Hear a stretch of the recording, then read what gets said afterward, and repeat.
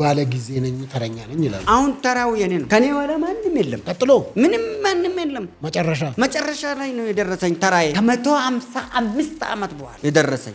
ከትላንት ወደ በተራችሁ ጊዜ እነሱ እኔ ነኝ ባለ ተራ ብሎ ረግጦኛል። ባለ ጊዜ ነኝ። አዎ ባለ ጊዜ ነኝ። አቶ ጀዋር መሐመድ እርሶ ላይ ትችት አንስተውቦት ነበር። እስር ቤት አለው፣ ባለ ጉዳዮችን ይደበድባል፣ በተለያዩ መሳሪያዎች ያስፈራራል። ፌስቡክ ሚሸጥነባ ፌስቡክ ነው። ቡና እንኳን ከምታፈላለ አስነስቶ አስወልዷት የከዳ ሰው ጀዋር መሐመድ ለአገር ምንም ስላልጠቀመ ሰው ሁሉ እንደርሱ ይመስለዋል። እኔ 135 ዓመት ኖራለሁ። ረጅም ያንተ ረጅም ጊዜ እኮ 50 ዓመት ነው። በሹፌርና በጋርድ ነው የሚሄዱት እና ባለ ጊዜ ነኝ ብያለሁ። ጠበቃ የለኝም። ያየዋቸው እኮ ከመጣም እነሱን አልፎ ዋጋውን ቀምሶ ሄዳል እያሉ አይደል? ያው እርሶ እንዴ ለምን ትመጣብኛለህ? አንተ ያለ ጉዳይ ምን ትሰራለህ ከኔ ላይ? ይፉጋ ልጅ ጨዋ ሳድግ እጁ ስትይዘው እጅን ይነክሳል። ከኛ ከኦሮሞ ህዝብ ጋር አይደመር። ጀዋር ቁማር 3 ተበልቷል። አንደኛ ዲቃላ ፈልፍሎብን ያልጋ ስህተቶቹ ፈልፍሎብን ላችን ላይ ጥሎባ ይሄዳል። ሃይንዳይ መኪና ውስጥ ሆኖ ተደርጎ ታየር ዱንዳር ተብሎ ተለጥፎ አይቻለን። አይተውታል። እንዲሁም ሲያዩ ድሮም አፍንጫው አይታል ምን ያህል እንደሚሰፋ አፍንጫውን አይተ አፍንጫው ሰፊ ነው። ልጥጣል እዚህ ጋር ነው የሚደርሰው። ዘረኝነት ጥንብ ነው ይላሉ። ስህተት ነው። ዘር የሌለው ወፍ ዘራሽ ብቻ ነው። ሴቶች የወንዶችን ደስታ አይወዱም፣ አይናቸውን ይጨፍናሉ ብለው ተናግረው ሴቶች ትንሽ አዝነው ነበረ። በርሱ ቦታም ጠፋ። አሁን የት እንበላለን? አሁን እኮ ግራ ገብቶን ቤት ገባን። በቃ በየጥሬ ስጋ ቤቱ በየሬስቶራንቱ ከወንዶች ይልቅ እንደውም ሴቶች ናቸው አብዛኛው ምግብ ቤት የሚገኙትና ቆሮቆንዳ ወጥፎ ከታች ወጥፎ ነው የሚጠጡት እንዳይፈስ ወደ ታች እንዳይዘል ሲጠጡ በቃ ለጉድ በቃ ሱሪያችንን ያውልቁልን ይመልሱ። ሱሪያችን ይመልሱ። እንትንም አለ አይተኮነ የሰርግማ አበባ ትልልቅ ፊታቸው ሽማግሌ አንተ ወጣት ከሆንክ አይፈልጉም። ሽማግሌዎችን ነው የሚፈልጉት። አቅመ ሔዋንና አቅመ አዳም ከደረሱ አንድ ሰው ከ18 ዓመት በላይ ምናምን ከሆነ እድሜው ደርሷል። እሷ በተተለቀ እኚህ ሴትዮ ለአቅመ አዳም በደረሱበት ዘመን ይሄ ልጅ አልተፈጠረም። እንኳን ልጁ ቀርቶ እናቱም አልተፈጠሩም። ግን እንዴት ነው ያስኬዳል? የ27 ዓመት የ60 ኧረ ምን ነካ እማማኑንተኛ አይከብድም።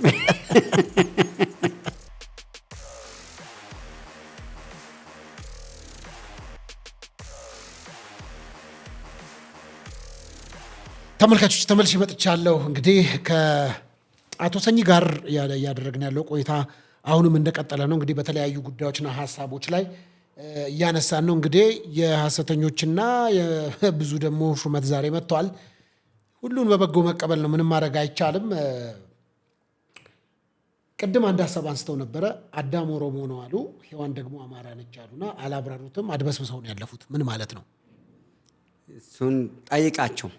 እንዴት ጠይቃቸው? እነኚህ የምትመራቸው አሉ ፕሬዚዳንትነት ተጨመርኩልህ እኮ እሱን መርምሬ ለይቴ አጣርቴ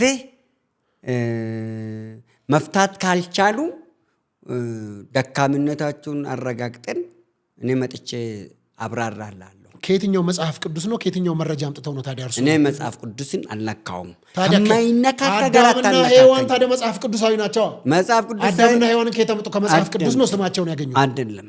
እኔ አዳምም ሔዋንም ብዙ መጽሐፎች አሉ እኮ እናንተ የምታነቡት አንድ መጽሐፍ ነው። ብዙ መጽሐፍቶች አሉ እኮ ጀርባ ካለ የተደረደረ ሁሉ በመቶ የሚቆጠር በሺህ የሚሆን ወደ ሺህ ቤት የሚገቡት መጽሐፎች ሁሉ አንድ አይነት ይናገራል እንዴ?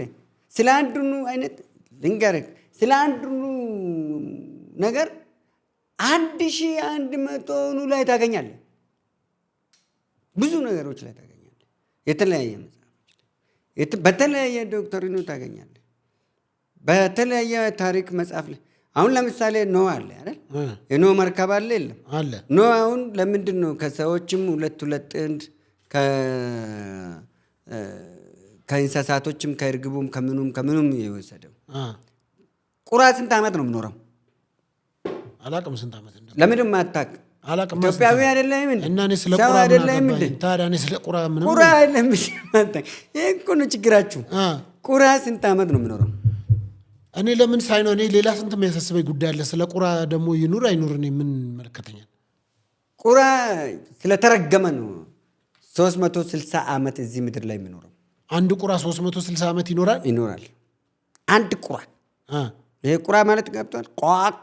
ጥቁር አወኩት። በቃ እሱ ጥቁር ብቻ አይደለም፣ እንዲህ አንገቱ ላይ እንደዚህ ነጭ አለው። እሱ ኖ ምድሪቷ በቁጣ ውሃ በተመታችበት ዘመን ሂድና አይተና ብሎ ቁራውን ስልክ በዛው ጭድት ብሎ ቀረ። ከዛን እርግብን ላክ። መጀመሪያ ባዶ አፏ መጣች አይደል? ከቀናቶች በኋላ ደግሞ ስልክ ሳር ይዛ መጣች። አገር ሰላም መሆኑ ታወቀ። ከዛን ቁራ እዛው ተልኬ ቀራ። እድሜ ልክህን እየጮክ ረጅም እድሜ ካሉት ውስጥ ኑር ተባለ። እንደ ንስር አሁን ከንስር ቀጥሎ እሱ ነው የሚኖረው። ንስር በምርቃት ሲሆን ቁራው የእርግማን ውጤት ነው። ንስር ስንት ዓመት ነው የሚኖረው? ንስር ከዛ በላይ ነው የሚኖረው። ንስር 360 ስንት ከዛ በላይ ነው የሚኖረው። ስንት ነው? ከ360 በላይ ይኖራል። ወደ 400 500 ድረስም ሊሄድ ይችላል። 500 ዓመትም ይኖራል የንስር ዕድሜ። የቁራ ዕድሜ ግን 360 ነው። ንስር ዛሬ እንኳን ላይ ዳመና ውስጥ ሆኖ መሬት ላይ አይጥን ያያታል። ንስርና ቁራ ይለያያሉ።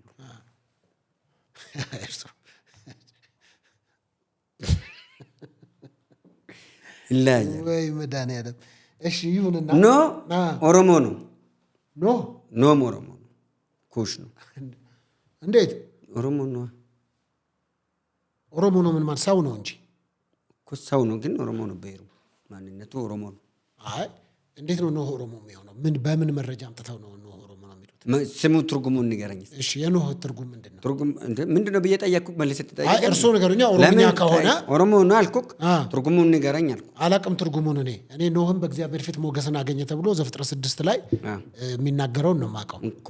እናንተ ለምንድን ነው አሁን ኦሮምኛ ስም ያላቸው ላይ ሸሸት ታደርጋላችሁ? አይ ነገሩ እየሸሸው አይደለም። ኖህ ኦሮሞ ነው ካሉ በምን ማስረጃና የሚያውቁት ነገር ካለ የኩሽ ዘር ነው ብለው አላምጡና ነገሩኝ።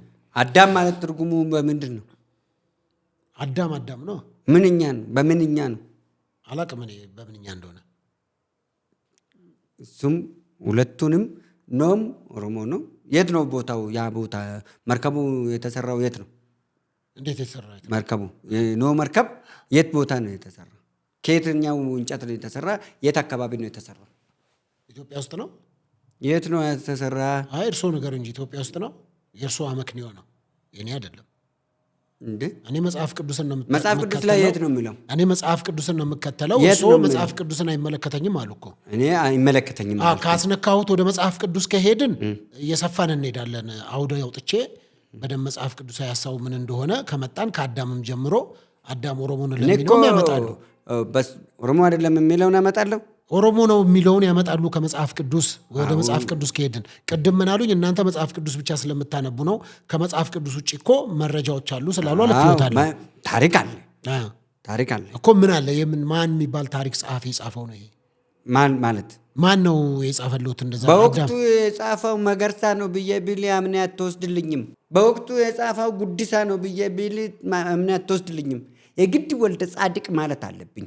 የግድ በወቅቱ የነበረ ወልደ ጊዮርጊስ ማለት አለብኝ። ያኔ ነው የምትቀበሉኝ። ወይ ሳሙኤል ማለት አለብኝ፣ ወይ ማቴዎስ ማለት አለብኝ። አትወስደኝም፣ አትቀበለኝም እኮ። የተጻፈ ካለ ማስረጃውን ያመጣ። ገመቹ ነው የጻፈ ብዬ ብል ምን ተመርጋለህ? ስለምን? ስለ አዳም ኦሮሞነት ገመቹ ታሪክ ላይ አለ ብዬ ብልክ ምን ታደርጋለህ? እኮ ካለ ያቀርባሉ። በቃ እሱን አቀርብላለሁ። ቀጣይ ላይ እለፋውን ወደሚመለከት እለፍና እነኝን አጣራና የምትመራቸው ሰበካ ጉባኤዎች ካሉ አይደለም፣ አፈ ጉባኤ ነው አንተ አይደለም፣ የነሱ እነኛ የሚሟገቱት ካሉ ከነሱ ጋር እንትን በልና አጣርተ እነሱ ካወቁና ከተነተኑልህ አምጣቸው። ከዛም በኋላ እነሱ ያመጡትን እኔ ያርምላለሁ፣ አስተካክልላለሁ። ባለ ጊዜ ነኝ፣ ተረኛ ነኝ ይላሉ እርሶ። ማን ነው ባለ ጊዜ ያደረጉት? ማን ነው ተረኛ ያደረጉት? እስቲ እሱ ንገሩኝ። እኔ ባለ ጊዜ ነኝ ብዬ ያልኩክ በእድሜ ነው። እድሜ ማለት ምንድን ነው? በእድሜ አሁን እኔ ወጣት ነኝ። በዚህ ጊዜ መስራት መትጋት አለብኝ። መስራት፣ ድህነቴን ማሸነፍ፣ ይሄ አጉል ጭልምተኝነትን መግፈፍ፣ ፍርሃትን ከውስጥ ማስወገድ፣ ደፍሬ መሄድ፣ ፍቅር መስበክ፣ ሰላም መጥራት፣ ሰላም በቃ ሰላም ካስጋ እንደውሰድ ቅጥነቴን አት ነግነቅ ያደረገ ነግነቅ ያደረገ ነው። አዎ። ስለዚህ ይሄንን ስታመጣ ሰላምን ማምጣት አለብህ እንጂ አንተ አጉል ጊዜ ባለ ጊዜ የምትለኝ ከሆነ ያንተን ጊዜ ድመት ነው የበላብህ ወይ አይጥ ነው የበላብህ? እርሶ ነው ታኔ ባለ ጊዜ ነኝ ባለ ተራ ነኝ ያሉት ራሱ እርሶት እኮ ባለ ተራ ያልኩን አዳምጠኝ። እኔ ባለ ተራ ነኝ ያልኩ እንጂ ከስልጣን ጋር አያይዤ አይደለም። እና ምንድን ነው ባለ ተራ ነኝ? ባለ ተራ ነኝ መጨረሻ ነበር የተሰለፍኩት። ለምንድን ነው ቀባ ቀባ የምናደርገው? ባለ ተራ ምናምን ብላችሁ የምትሉት ኦሮሞን ከሆነ ኦሮሞን ባለ ተራ ብለህ ካልክ ያንተን ተራ እንደጨረስክ እርግጠኝነት ያመጣልኝ አይደለም። ሰልፍ ላይ ነበር አይደል? እሺ። ከፊት ለፊቴ ብዙ ነበራችሁ የተሰለፋችሁት። እሺ። ከፊት ለፊቴ ጨረሳችሁ፣ ተራችሁ ጨርሳችኋል። አሁን ተራው የኔ ነው። ከኔ ወደ ማንም የለም። ቀጥሎ ምንም ማንም የለም። መጨረሻ ላይ ነው የደረሰኝ ተራዬ። ከ155 ዓመት በኋላ የደረሰኝ። ከ155 ዓመት በኋላ ተራው ስለደረሰኝ አሁን ከኋላ የሚረከብ ተራው ደርሶት ይመጣብኛል የሚል ስጋት የለብኝም። ነገር ግን አንተን ጭምር ተራው ያለፈብህን ጊዜ የባከነብህን ጊዜ ጭምር ተራይን ሳትጠቀም የባከነብህ ጊዜ ካለ ሌሎች ተራችሁ ያለፈባችሁ እያሉ ግራና ቀኝ ምላሳችሁን ነክሶ እያሉ ኢትዮጵያ ብሎ የሚጮሁትን የሚንቀጠቀጡትን ሁሉ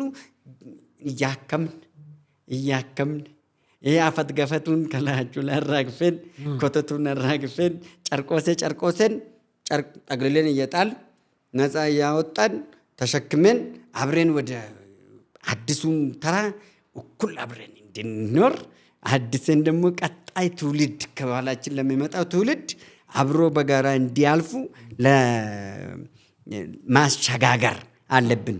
ለምን ከትላንት ወደ በተራችሁ ጊዜ እነሱ እኔ ነኝ ባለተራ ብሎ ረግጦኝ ነበረ፣ ትገፋኝ ነበረ፣ ታስራኝ ነበረ፣ ታኮላሻኝ ነበረ፣ ጥፍሬን ትነቅለኝ ነበረ፣ እግሬን ትቆርጠኝ ነበረ፣ አይምሮዬን ታደነዝዘኝ ነበረ፣ ገለኝ እንደፈለክ ትሄድ ነበረ። በተራዎቻችሁ ሁሉ ላይ አንበርክኬ ስትገርፈኝ ኖረሃል። አሁን እኔ ያንን መድገም የለብኝም። ስለዚህ አብረን ባለተራ ነን ነው። አብረን ባለተራ ነን። አብረን እንስራ። እልቁንስ አንሰያየም። ይሄ አምጥተህ ወስደህ እንደ ከብት እበት ወስደህ ልጥፍ አድርገህ በእበት ላይ ደግሞ ታፔላ ለጥፈህ የምታዞረኝን ተወኝና የለጠፍክብኝን የምትለጥፉብንን እበቱን ጭቃውን ከላያችን ላይ አንሱ። መጣ ካጣችሁ አንድዱ። በተረፈ ግን አብረን ባለተራ ነን፣ አብረን ባለጊዜ ነን። እድሜያችን ተመጣጣኝ እስከሆነ ድረስ ባለጊዜ ነን ሁላችንም፣ መንቀሳቀስ እስካላቃተን ድረስ። በተረፈ ግን ባለጊዜ ነኝ። አዎ ባለጊዜ ነኝ። ማን አባቱ እንደኔ አገሬን እወዳለሁ፣ ህዝቤን እወዳለሁ፣ መንግስቴን እወዳለሁ፣ ሁሉም ነገር ሰራለሁ። በእኔ ጊዜን በአግባቡ እጠቀምበታለሁ። ጠዋት እነሳለሁ። እንቅልፍን ከጨረስኩ በኋላ ተነስቼ ስፖርት እሰራለሁ። ከዛን ወደ ስራ ይወጣለሁ፣ ሰራለሁ። ቀን ማታ አርፋለሁ፣ በደንብ እሰራለሁ። መንግስትን ደግፋለሁ፣ ህዝብን ደግፋለሁ፣ የደከመውን ረዳለሁ። ምን ጊዜ ስላለኝ ጠንካራ ስለሆንኩ ደካማን አበረታለሁ። ከዛም ውጪ ጊዜን በዚህ ልክ ከተጠቀምን ባለ ጊዜ ነኝ እኔ። ጊዜ ያለፈበትን ነው የሚደግፈው።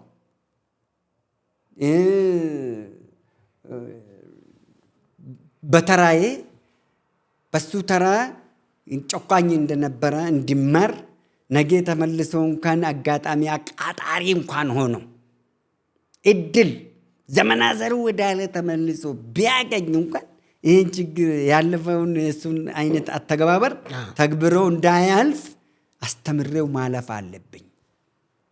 ለዚህም እኮ ነው የጠቅላይ ሚኒስትሩ ሊጋሲ የብልጽግናው ሊጋሲ ብልጽግና ማለት ከግለሰብ ኪስ ነው የሚጀምረው። ማበልጸግ ከግለሰቦች ነው የሚጀምረው። ከዛም ወደ ቡድን፣ ከዛም ወደ አገር፣ ወደ ህዝብ፣ ከህዝብ ወደ አገር። አሁን እኮ ህዝቡ በራሱ ላይ አላወቀም እንጂ እድገት፣ ለውጡ፣ ብልጽግና፣ አገራዊ ዲሞክራሲ፣ አገራዊ ብልጽግና፣ አገራዊ እድገት፣ የወንዝ ዳርቻ ማር ምን የመሰሉ ማሮችን ማምረት ጀምረናል እኮ። ምን የመሰሉ ማሮች መተያየታል። ጎብኝታ እርሻ አላችሁ አይቻለሁ። እሸትም ወስጃለሁ። ማርም ደርሷል። ያ ማር ተመልከት፣ የዚህ ውጤት ነው። በፊት ግን ይሄ ሁሉ ውስጥ መግባት አንችልም። በጊዜ መጠቀም ሲገባኝ አብዛኛውን ጊዜ የበላህብኝ እስር ቤት ነው። አንተ ግን የበላህብኝ በተራ ካንተ አራብከኝ፣ እኔ ግን በተራዬ አበላውክ። በተራዬ እኔ በጊዜ ጠቀምኩክ፣ በጊዜ ካንተ ጎዳኸኝ። ተቃራኒ አይተሃል አይደለ? መልካም መስራት ለማን ነው? ለራስ ነው። በቃ በዛ ልክ እንሂድ፣ ያለፈውን ተው። በዚህ ልክ ነው ጊዜንም ተራንም መጠቀም ያለብን። ለክፋት ሳይሆን በአግባብ ነው የምንጠቀምበት። የኦሮሞ ተረኝነት የሚል ለብሔር አትስጡ። በአጋጣሚ አቃጣሪ ኦሮሞ ሆኜ ተፈጠርኩኝ እንጂ እኔ እጣ ወጥቶልኝ አይደለም። ተፈጥሯዊ እድል ነው። አንተ ወደ ነው እንደ ጉራጌ ሆነ የተፈጠርክ? አንተ ወደ አማራ ሆነ ያልተፈጠርክ? አንተ ወደ የሆነ ነገር ሆነ ያልተፈጠርክም እንዴ? ሞት ቢመጣ ትሞታለህ አትሞትም? ሁሉም ነው የሚሞተው። ስትሞት እኔ እቀብርሃለሁ። አልቀበርም ሰኚ አይቀብረኝም ልትል ትችላለህ ማለት አትችልም። ስለዚህ እቀብርሃለሁ። ስፖንሰር ከወዲሁ 5% ቀንስላለሁ። ግድ የለም እኔ ረጅም ነው የምቆየው። የኔን አክል ስለማትኖር ብዬ ነው። ግድ የለም እኔ በብዙ ነው የምኖረው። እኔ 135 ዓመት ነው የምኖረው። እኔ 135 ዓመት እኖራለሁ። ለምሳሌ ያንተ ረጅም ጊዜ እኮ 50 ዓመት ነው። ከዚህ በኋላ 135 ዓመት አሁን 35 ዓመት ኖሬያለሁ። ከዚህ በኋላ አሁን የ35 ዓመት ሰው ነው እርሶ? እኔ አሁን እንዴ የሚያወሩኝ ታሪክ እኮ የረጅም ዓመት ነው። በ1992 እንግዲህ የህብር ፓርቲ ችግር ሆነ ከየት መጥተው ነው? 2007 ነው የህብረ ኢትዮጵያ ፓርቲ። ምን አገባ አንተ በዕድሜ ላይ? አይ ምንድነው ታዲያ መጥተው 35 ነው የሚሉት? 135 ዓመት ኖራለሁ አልኩህ እኮ። ምን ነው ቀና? አይ 35 ዓመት መንፈሳዊ ቅናት ይኑርህ። ግድ የለም 35 አይ ስጋዊ ቅናት አይኑርህ። ሰውም እንዳይታዘቡት ነው። እኔ ረጅም ኖራለሁ ብለህ አትበል። ይኑሩ ችግር ለምን ብለህ ብትል አንተ እኮ ነው ያልክ። እኔ ኖራለሁ አልሞትም ረጅም ኖራለሁ አልክ። መጽሐፍ ቅዱስ ነው አንዳንዶች ሞትን አያዩም ብሎ። ስትሞት ቀብረሃለሁ አልኩ። አይ አንዳንዶች ረጅም ኖራለሁ ያልክ አንተ ነህ። ልክ ነው። አንዳንዶች ሞትን አያዩም ነው። ላንሳሎትና በሹፌርና በጋርድ ነው። አንዳንዶቹ ሞትን ያያሉ ማለት ምን ማለት? አንዳንዶች ሞትን አያዩም ነው። ሞትን አያዩም። እሺ እርሶ በሹፌርና በጋርድ ነው የሚሄዱት። ከዛ በተረፈ ደግሞ የሰዎችንም ስም እያነሱ አንዴ ይሞታሉ፣ አንዴ ይፈነዳሉ፣ አንዴ እንዲህ ያሉ ይናገራሉ፣ ይሳደባሉ። ምንድን ነው ከጀርባዎት ምን ቢኖር ነው ያን ያህል ተማምነው በዚህ ልክ በድፍረት የሚናገሩበት ምክንያት ምንድን ነው? ማለት ከጀርባዎት ምን ቢኖር ነው? አንዳንድ መረጃዎችንም አንዳንድ ታዋቂ ፖለቲከኞችም የሚያነሱት ነገር ስላለ እርስዎ ላይ ሀሳብ ስለሚሰጡ እሱንም አነሳለሁ። ምንድን ነው ከጀርባዎት ምንድን ነው ያለው እንደዚህ የሚተማመኑትና እንደ ልብ የሚናገሩበት ምክንያት ምንድን ነው?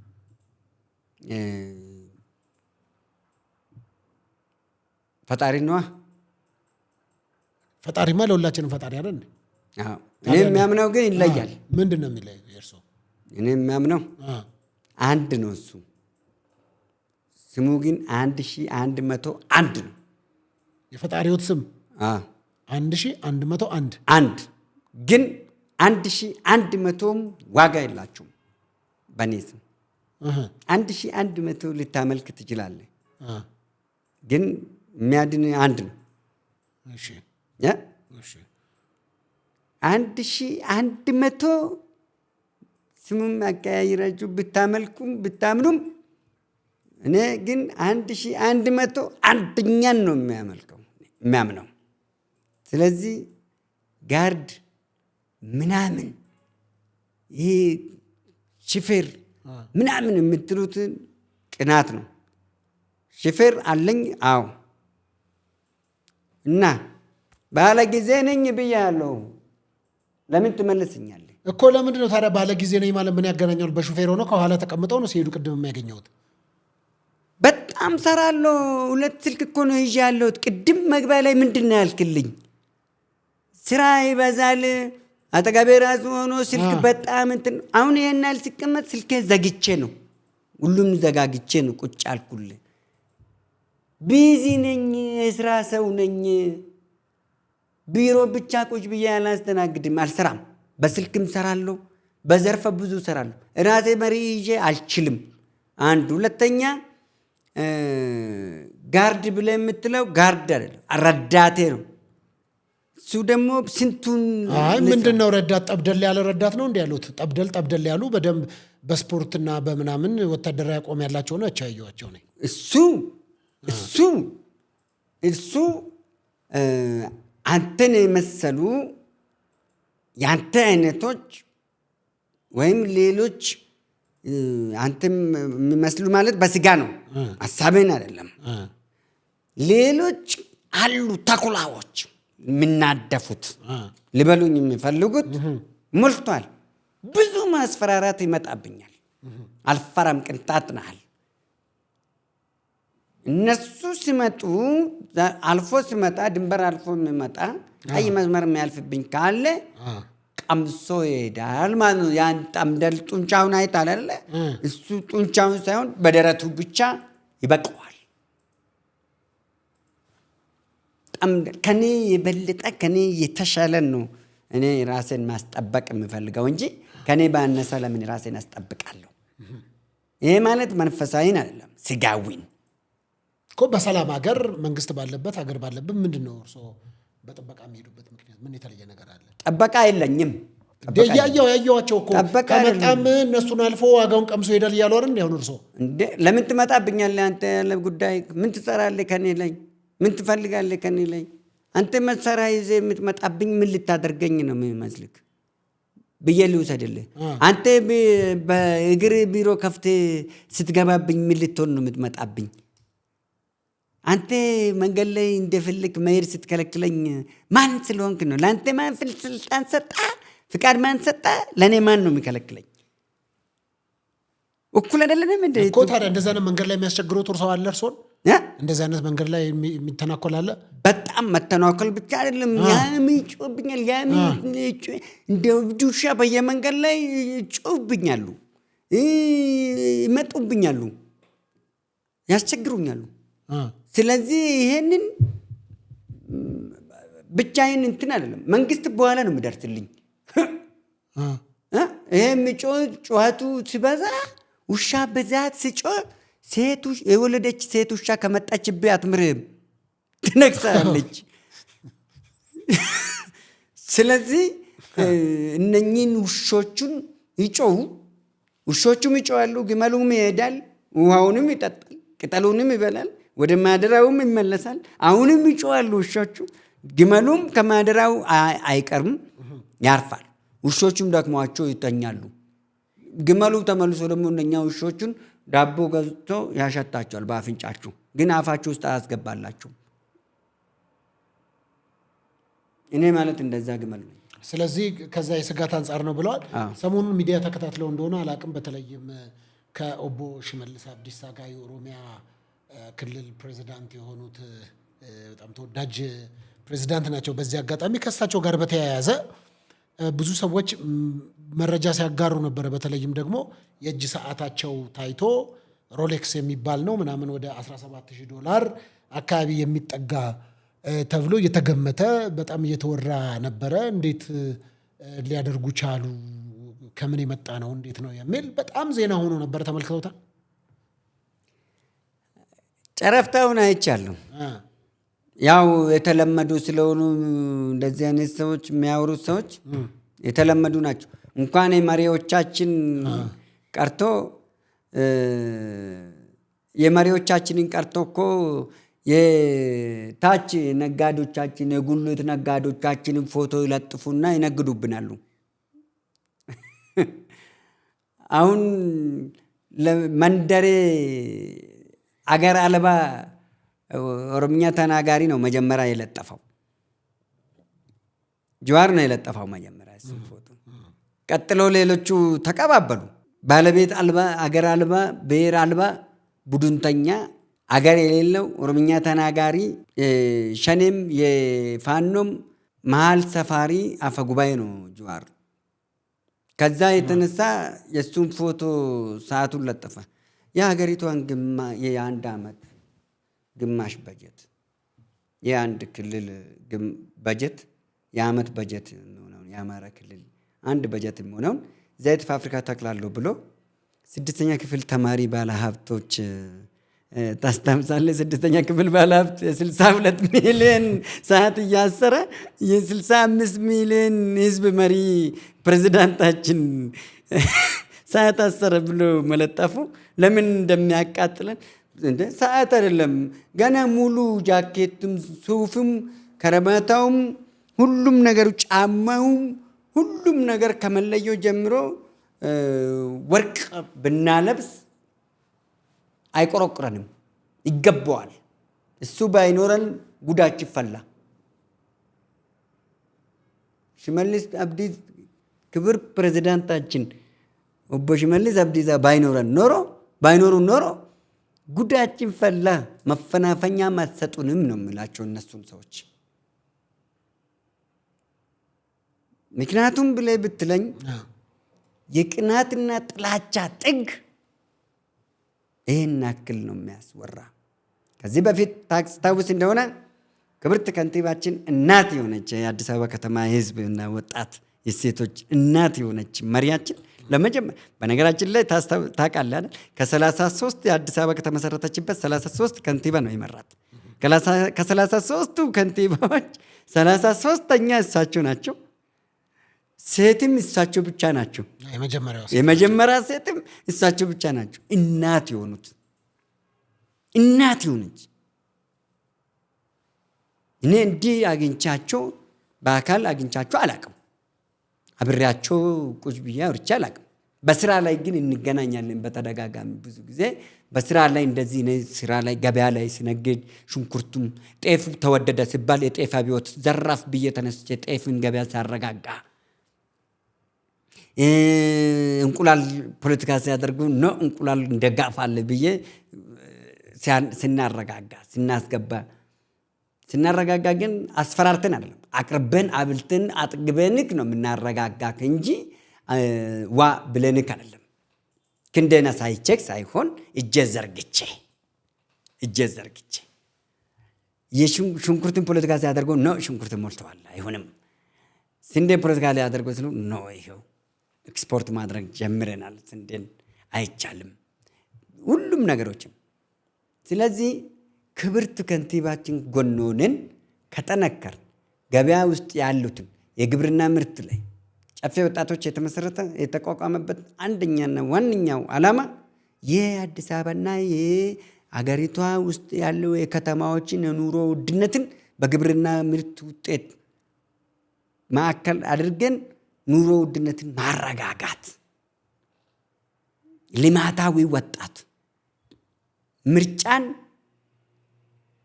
ምርጫን መንግስትን መርጠን አገረ መንግስትን መስርተን ጠይቀን መልስ ልናገኝበት የምንችል መንግስት ኖሮን ኢትዮጵያ ከመረጠች በኋላ መንግስታችን ካረጋገጥን በኋላ መርጠናል። በመረጥን ልክ ጠይቀህ ጥያቄን ቆጥረ ለመመለስ የምትችል የሚያስችልን መምረጥ መቻል አለብህ።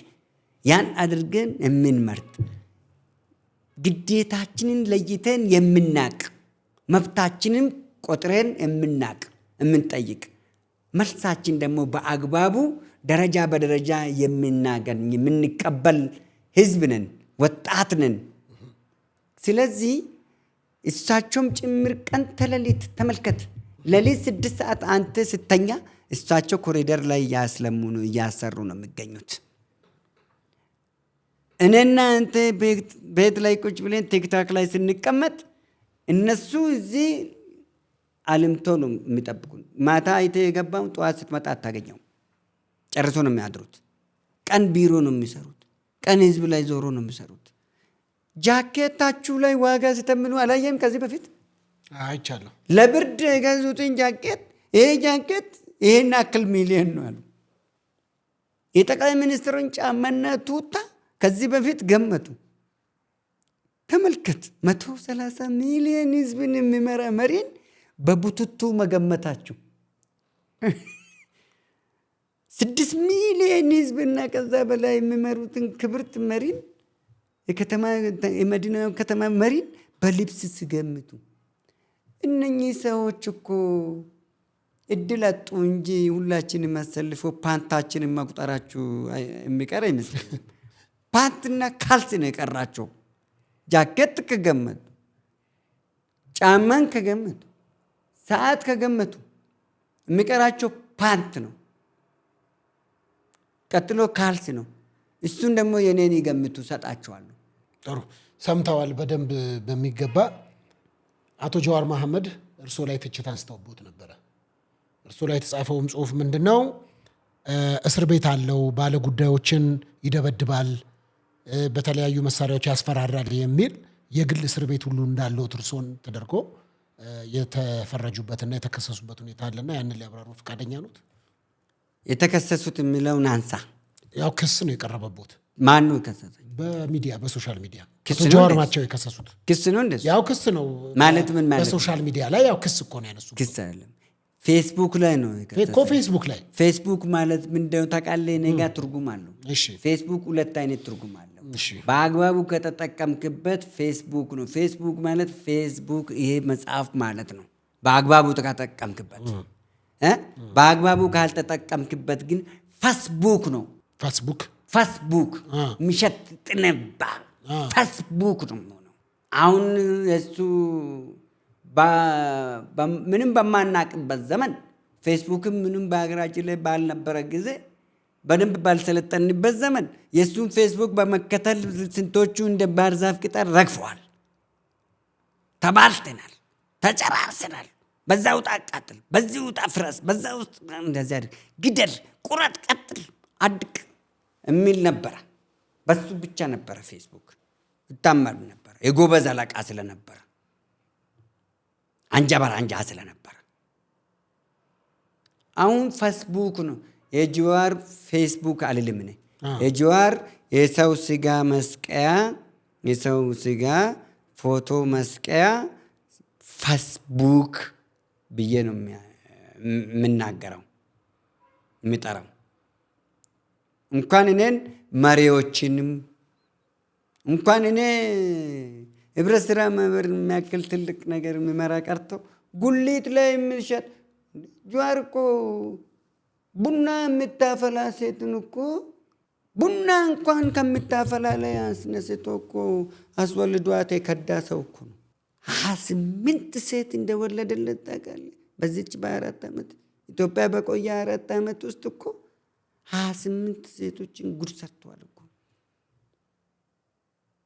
ከባድ እኮ ነው እሱ ያደረሰብን ጉዳት። ሀገራችን ውርደት ውስጥ ነው የጥሎብን ሄደ። 28 ሴት ነው የወለደለት። ከአቶ ጀዋር መሐመድ የወለዱት የሀገራችን ጣቢቡ ሰለሞን እኮ ነው።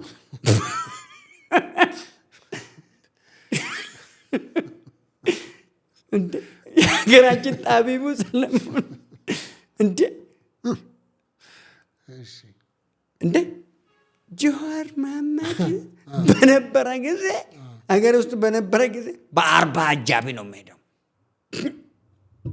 ጀዋር መሐመድ በነበረ ጊዜ ቦሌ በምኖርበት ዘመን በቀን 5-6 ሙኩት ፍየል ሙኩት ነው የሚታረደው። እነኚህ ሴቶች ናቸው ጨርሶ የሚውሉት በገዛ ቤቱ። በማህበር ተደራጅቶ እኮ ነው የሚውሉለት። በማህበር ተደራጅቶ ለፈውስ ነው የሚፈለገው። ምንድን ነው ብለን ግራ እስክንገባ ድረስ በዘርፈ ብዙ ነገር አዋረደን ጀዋር። ጀግኖቻችን ስንቱን ጀግኖቻችን በላብን ጀዋር። አጫሉን በላ፣ በቴ ኡርጌሳን በላ። ስንቱን ጫካ የሚዋጉትን አባላችሁ እርስ በርሳችሁ። አሁን ኦሮሚያ ውስጥ ያለ በአሁኑ ሰዓት ላይ ኦሮሚያ ውስጥ ያለ ሸኔን የሚመራው ጀዋርና ዘመነ ካሳዬ ናቸው በበላይነት የሚመሩት። ግዳ አርሲ ላይ በቀደም የተፈጠረውን ሳይፈጠር በፊት እኔ በሚዲያ በሀቅና ሳቅ ላይ በደንብ አስቀምጫለሁ ስጋትን። ይኸው ይሄን ሊፈጥር ነው ይሄ ሰውዬ። አርሲ ላይ በደንብ ጥንቃቄ አድርጉ። ዘርፈ ብዙ ችግር ሊፈጥር ነው። ምርጫን ለመበጥበጥ ቆርጦ ተነስቷል ብዬ ከምርጫ በፊት ከጆርናሊስት ሪያ ዱፌራ ጋር ሁኜ በደንብ ተናግሬያለሁ። በደንብ ተንትኛለሁ። ተጠንቀቁ ብያለሁ ለመንግስት። በስመ ሸኔ ፋኖና ሸኔ አንድነት ፈጥረው አሳደዋል። ግዳ አያና ላይ የተፈጠረውን ወደዛ ሊፈጽም ነው። ሂዱ ጠብቁ ብያለሁ። አርሲ ላይ የፈጸመውን ነገር ቀጥታ መንግስት ነው ሙስሊም ነው የሚለውን አማርኛ ማንም ሰው አይመለከተውም። ቀለም ቤተክርስቲያን ላይ ልሙጥ ቀለም አትቀቡ፣ አረንጓዴ ቢጫ ቀይ ልሙጥ አንፈልግም፣ የቤተክርስቲያን ቀለም አይደለም ብሎ ህዝብ ድሮም ጥያቄ አለው። ነገር ግን ምርጫ ዋዜማን ጠብቆ ኢህአፓና ጀዋር ከነ ልደቱ ጋር ተነጋግሮ ቀለሙን ቀቡት ወስዶ የቤተክርስቲያኑን ቀለም ማደስ ጀመረ። ቀለም አንሱልኝ ብሎ ህዝቡ ለመነ። ቀለሙ ላይ ክርክር ነው፣ ጭቅጭቅ ነው። ቀለም አትቀቡ አንፈልግም ከተባለ ቀለም አለመቀባት ነው የሚቀለው ወይስ በልክ ምን አገባችሁ ብለህ መቀባት ነው የሚቀለው? ፋኖ ተሰብስቦ እዛ መሄድ ማለት ምን ማለት ነው? አርሲ ውስጥ ፋኖ ተሰብስቦ እዛ ሲጋጠም ከሸኔ ጋር ሆኖ መከላከያን ልዩ ኃይልን አይተ ከሆነ ያን ጀግና የበሉብን ከምን አንጻር ይመስላል? ለምን ይመስላል መከላከያ ዋጋ የሚከፍለው? የማን እጅ ይመስላል? እኔ በአገር ሰላም ከተማ ውስጥ ቦቲ አርጌ ቱታ ለብሼ ከብት ውስጥ ነው የምውለው። ከብት የወተት ላሞች ከብቶች አሉ፣ የስጋ ከብቶች አሉ። በዚህ አጋጣሚ አደራ ጋብዣለሁ። ፕሮሞሽንም ስራለኝ አደራ እንስራ። ለዘመን መለወጫ ዶሮ፣ ቅቤ፣ አይብ፣ ቆጮ፣ ቡላ፣ ፍየል፣ በግ፣ ኮርማ፣ ሰንጋ እንደ ጉድ ያዘጋጃው ነው አለሁት። ባዛር አዘጋጃለሁ እዛው ወይኔው ገበያ ነው እኔ ጋር የሚመጣው። እኛ መጋዘን ውስጥ ሰውን የሚታሰርበት የምግብ ምርት ክምችት ነው። ኩምታል ነው የሚደረደርበት። ከሱ አልተማርንም። ማስጨፍጨፍ፣ ማጨፋጨፍ፣ ማባላት፣ ማገዳደል፣ መግደል፣ ወልዶ መካድ፣ ገሎ ቀብርን ማበላሸት፣ ዘርፈ ብዙ ነገሮችን እንጋቡ ብዬ መካድ ከሱ አልለመርንም። እኛ በሀገራችን የበቀል ለሀገራችን ዋጋ የከፈል ሀገራችን ላይ የኖርን ዋጋ የከፈል የተኮላሸንለት መንግስት አለን። ተኮላሽተን ያመጣነው መንግስት አለን። ግማሻችን ረግፈን ያመጣነው መንግስት አለን። መንግስት ባለበት ከተማ በጦር ታጀባል። እንደዚህ እኔ አንዱም የመንግስት አካላት ከኔ ጋር እንደዚህ እንትንም የላቸውም፣ ንክኪ ውስጥ የለውም። እኔ የማንም ፖለቲካ ውስጥም ንክኪ የለውም። የፓርቲ ደጋፊ አይደሉም ወይም የፓርቲ አባል አይደሉም? እርሶ? አባል አይደለሁም፣ የማንም ፓርቲ አባል አይደለሁም። እኔ የብልጽግና ፓርቲ አባል አይደለሁም። የብልጽግና መንግስት ደጋፊ ነኝ። ደጋፊነት ለዛውም ታማኝ ደጋፊ፣ ታታሪ ደጋፊ፣ ልማታዊ ደጋፊ፣ ብልጽግናን በተግባር በራሴ ላይ እየተገበርኩኝ ብልጽግናን የሚያሳይ ነኝ እንጂ የወረቀት የፎርሙ ብልጽግና አይደለሁም። እኔ ስልጣን ጥማተኛም አይደለሁም። እኔ የመንግስት ስልጣን አልፈልግም። ስለዚህ ምንም ከመንግስት ጋር የሚያነካካውት ምክንያት ሶሻል ሚዲያ ላይ የመንግስት ባለስልጣን እንደሆኑ በፍጹም ከመንግስት ጋር ንክኪ እንዳሉት ብዙዎች ሲናገሩ ገጥሞትም ከሆነ አይተውም ከሆነ ሰምቻለሁ። ዩቲቪው ላይም አይቼዋለሁ። የመንግስት ሴኩሪቲ ፍቃድ አለው፣ ቪአይፒ አለው፣ ምን አለው ስል ሰምቻለሁ። እንደዚህ አይነት ነገሮች ጥሩ አይደለም። እሱ ጥላቻ፣ ቅናት፣ እሱ ያላደረገውን ስላደረግኩ ነው። ጀዋር መሐመድ እዚህ ሀገር በኖረ ጊዜ አንድ ወጣት፣ ሁለት ወጣት፣ ሶስት ወጣትን ስራ እድል አልፈጠረላቸውም። እኔ ቢያንስ በስሬ 208 ሰራተኛ ደሞዝ ይበላል። ለ2000 ሰው በላይ የስራ እድል አፈጣጠርን ሲስቴም አሰልጥኜ ወደ ስራ አስገብቻለሁ። ከ15400 ውስጥ ይሄን አድርጌያለሁ። 1700 ሰው አባላት ጤፍ የቤት ውስጥ አስቤዛን ከኔ በየ3 ወር ደሞዝ ከደሞዙ ላይ እየከፈሉ ይመገባሉ። 5 ትምህርት ቤቶች አሉን። ጨፌ ስኩል 5 ቦታ አለን። እያንዳንዱ ትምህርት ቤት ውስጥ 800 እና 1700 ድረስ ተማሪዎች አሉን። ጀዋር መሐመድ አንድ ትምህርት ቤት እስኪ የት ነው የከፈተ? ኮንትሮባንድ ጫት ሲነግድ አይደለም እንዴ ነው እዚህ በነበረ ዘመን? ከወያኔዎች ጋር ሆኖ ወርቅ ሲነግድ ሲያስተላልፍ አይደለ ነበረ? የሰው ዝውውር ላይ አይደለም እንዴ ሲሰራ የነበረ? ህገ ወጥ ሰው ዝውውር አይደለም እንዴ ሲሰራ የነበረ? ጀዋር መሐመድ ለአገር ምንም ስላልጠቀመ ሰው ሁሉ እንደርሱ ይመስለዋል። ባለ ጉዳይን ይደበድባል፣ አባልን እንደዚህ ያደርጋል። አባሎቼ ይናገሩ። ለአባሎቼ እኔ እንደ አባት ነኝ። አባሎቼ ለእኔ እንደ ልጆቼ ነው የማያቸው፣ እንደ ወንድሞቼ ነው የማያቸው። ትላልቆቹን እንደ ወንድሞቼ፣ ትናንሾቹን እንደ ልጆቼ ነው የማያቸው።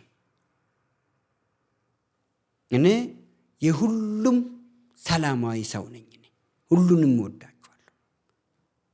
ከሌስትሮነት እስከ ፕሬዚዳንትነት የሚል በኦሮምኛ ቆቤ ቁልቁሌሱ ማራንገ ፕሬዚዳንቱማ የሚል መጽሐፍ አለኝ። አይቼዋለሁ። እሱ ነው መጽሐፍ አለኝ። መጽሐፌ ላይ ይሄ አይደለም ፕሬዚዳንትነት እዚህ ደረጃ አይደለም። ኢትዮጵያ ናሽናል ኮኦፐሬቲቭ ሶሳይቲ ሊግ መስርቼ የዛ ፕሬዚዳንት ሆኜ አፍሪካ ኮፕን ለመቀላቀል ነው የኔ ራዕይ። ግቤ ጨፌን በኢኮኖሚ የዓለም ዳርቻ ላይ የጨፌን ባንዲራ መትከል ነው እንጂ እዚህ ላይ መቅረት አይደለም። እንደርሱ ዛሬ ምን ስንት አስከሬን ፎቶ አገኛለሁ ብዬ ሲጸልይ አላድርም። እኔ እንደርሱ የት አካባቢ የት ቀበሌ ርብሻ ላስነሳ ብዬ አላድርም። ከትላንት ወዳ አይተካል። በዚህ አጋጣሚ እስኪ ልጠይቅ። ከትላንት ወዳ ላይቭ ላይ ነበረ። ገስቱ ላይ የነበሩትን ልጆች አይታቸዋል። ገስቱ ላይ ያሉት ልጆች የእሱ ሰፈር ልጆች ብቻ፣ የሐረርጌና የአርሲና የባሌ ብቻ፣ አንድ ሁለተኛ ሙስሊም ብቻ።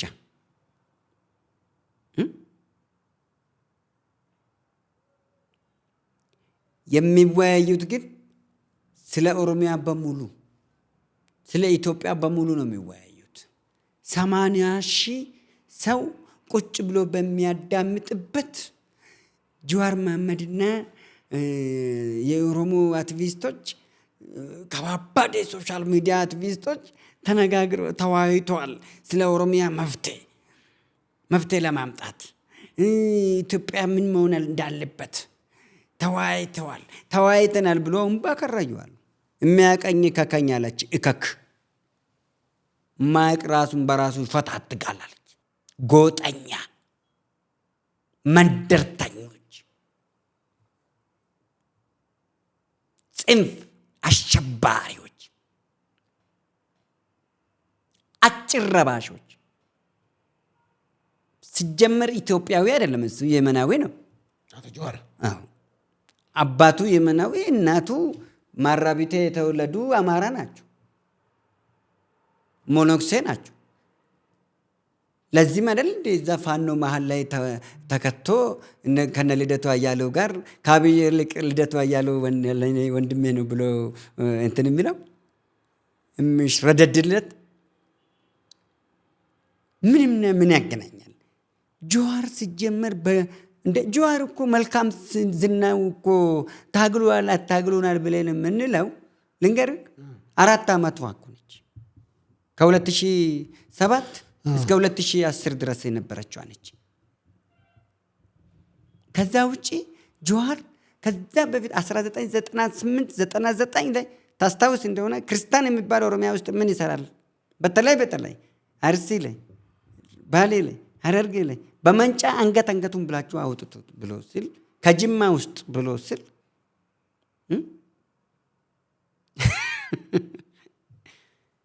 በመጫ ቆራርጣችሁ ከታትፋችሁ አውጡት። ክርስቲያን ምን ይሰራል? እኔ ባለሁበት አካባቢ በመጫ ነው የሚያስከታትፈው ብሎ ሲል እኮ ሚዲያ ላይ አለ እኮ ዛሬም የቪዲዮ መስረጃን አለን እኮ። ኦሮሞ ክርስቲያን የለውም እንደ እስላም ብቻ ነው? ከምን አንጻር ነው እንደዛ የሚያደርገው? ማን ነው እሱ? ያም ብሎ ስንት ቤተ ክርስቲያን ተቃጠለ፣ ስንት ክርስቲያን ታረደ። ጃሃድን አውጃለሁ በአፍ ረዱ እስከ ማለት ድረስ እኮ የሶማሌ አልሻባብ ጭምር ጋር ግንኙነት አድርጎ ጃሃድን ሁላ አውጃለሁ ስለ የነበረ ሰው እኮ ነው። ዛሬ ንጹህ ሆኖ ዛሬ የሀገርን መሪዎችን ለሀገር ዋጋ የከፈሉትን እኔ 10 ዓመት ከ3 ወር ታስሬያለሁ፣ እንዳልወልድ ተደርጌያለሁ፣ ጥፍሬ ተነቅሏል፣ እግሬ እንደዚህ ሆነ፣ ዘርፈ ብዙ ህልና ጉዳት ደርሶብኛል። ይሄ ለውጥ እንዲመጣ የአዲስ አበባ ልጅ ቢሆንም ለማንነቴ በማንነቴ ተጮክኛለሁ፣ ዋጋ ከፍለናል። ስለዚህ ስልጣን ይገባናል፣ ስልጣን ተካፋይነት ይገባናል ብለን እኮ አልተናገርንም፣ አልተሟገትንም፣ አልጠየቅንም። እሱ ግን ስልጣን አይደለም ስልጣን ብቻ ሳይሆን አጠቃላይ አገሪቷን ኦሮሚያ ላይ ፕሬዝዳንት ቢደረግ ሽመል እንትና ጀዋር መሐመድ የኦሮሚያ ፕሬዝዳንት ቢሆን በ6 ወር ውስጥ የኦሮሚያ ህዝብ በሙሉ ሙስሊም ይሆናል። ሳትወድ በግድ በ6 ወር ውስጥ ሙስሊም ያደርጋል፣ እስላም ያደርጋል። ለዛም ትክክለኛ እስላም ሳይሆን የመንን የበታተኗት አሉ አይደል? የበታተኗት ቡድን እስልምናን እዚህ ያመጣል። ኢትዮጵያ ውስጥ የሌላ እስልምና ሲስተም ያመጣል። ኢትዮጵያ ውስጥ ጀዋር ሌላ የተለየ የኢትዮጵያ ሙስሊምና የኦሮሞ እስልምና ማለት እኮ ከዋቅፈታ ጋር ራሱ ይያያዛል በልካልክ። ግን እሱ የሚያመጣው የእሱ እስልምና የኢትዮጵያም እስልምና አይደለም፣ የኦሮሞም እስልምናም አይደለም። የእሱ እስልምና የመናዊ እስልምና ነው። የመን እስልምና አክራሮች ደግሞ እኛን አይተህ ታውቃለህ? ድሮ እኮ የመን እኮ የኢትዮጵያን ሴት ሁላ ለቤት ሰራተኝነት አይቀጥሩም። ዛሬ ግን ተበታትነው ከመበታተንም በናቋት ምድር ሴቶች ምድር ላይ መጥቶ ለዛች ሀገር ሴቶች ላይ በኪና ስር እየዞሩ የሚለምኑትን አይታ ሶሪያዎች እሱ እንደዛ ለማድረግ ነው የሚመጣው። ያ ሲስተም እዚህ ማምጣት ነው የሚፈልገው። በታትኖ ብቻውን መኖር አንዱ። ሁለተኛ ጀዋር መሐመድ እኮ መሐመድ አባቱ አይደለም እኮ መሐመድ የአክስቱ ባለቤት ነው። መሐመድ ማለት እኮ የአክስቱ ባለቤት ነው እንጂ አባቱ አይደለም። ታዲያ ማን ናቸው አባትየው?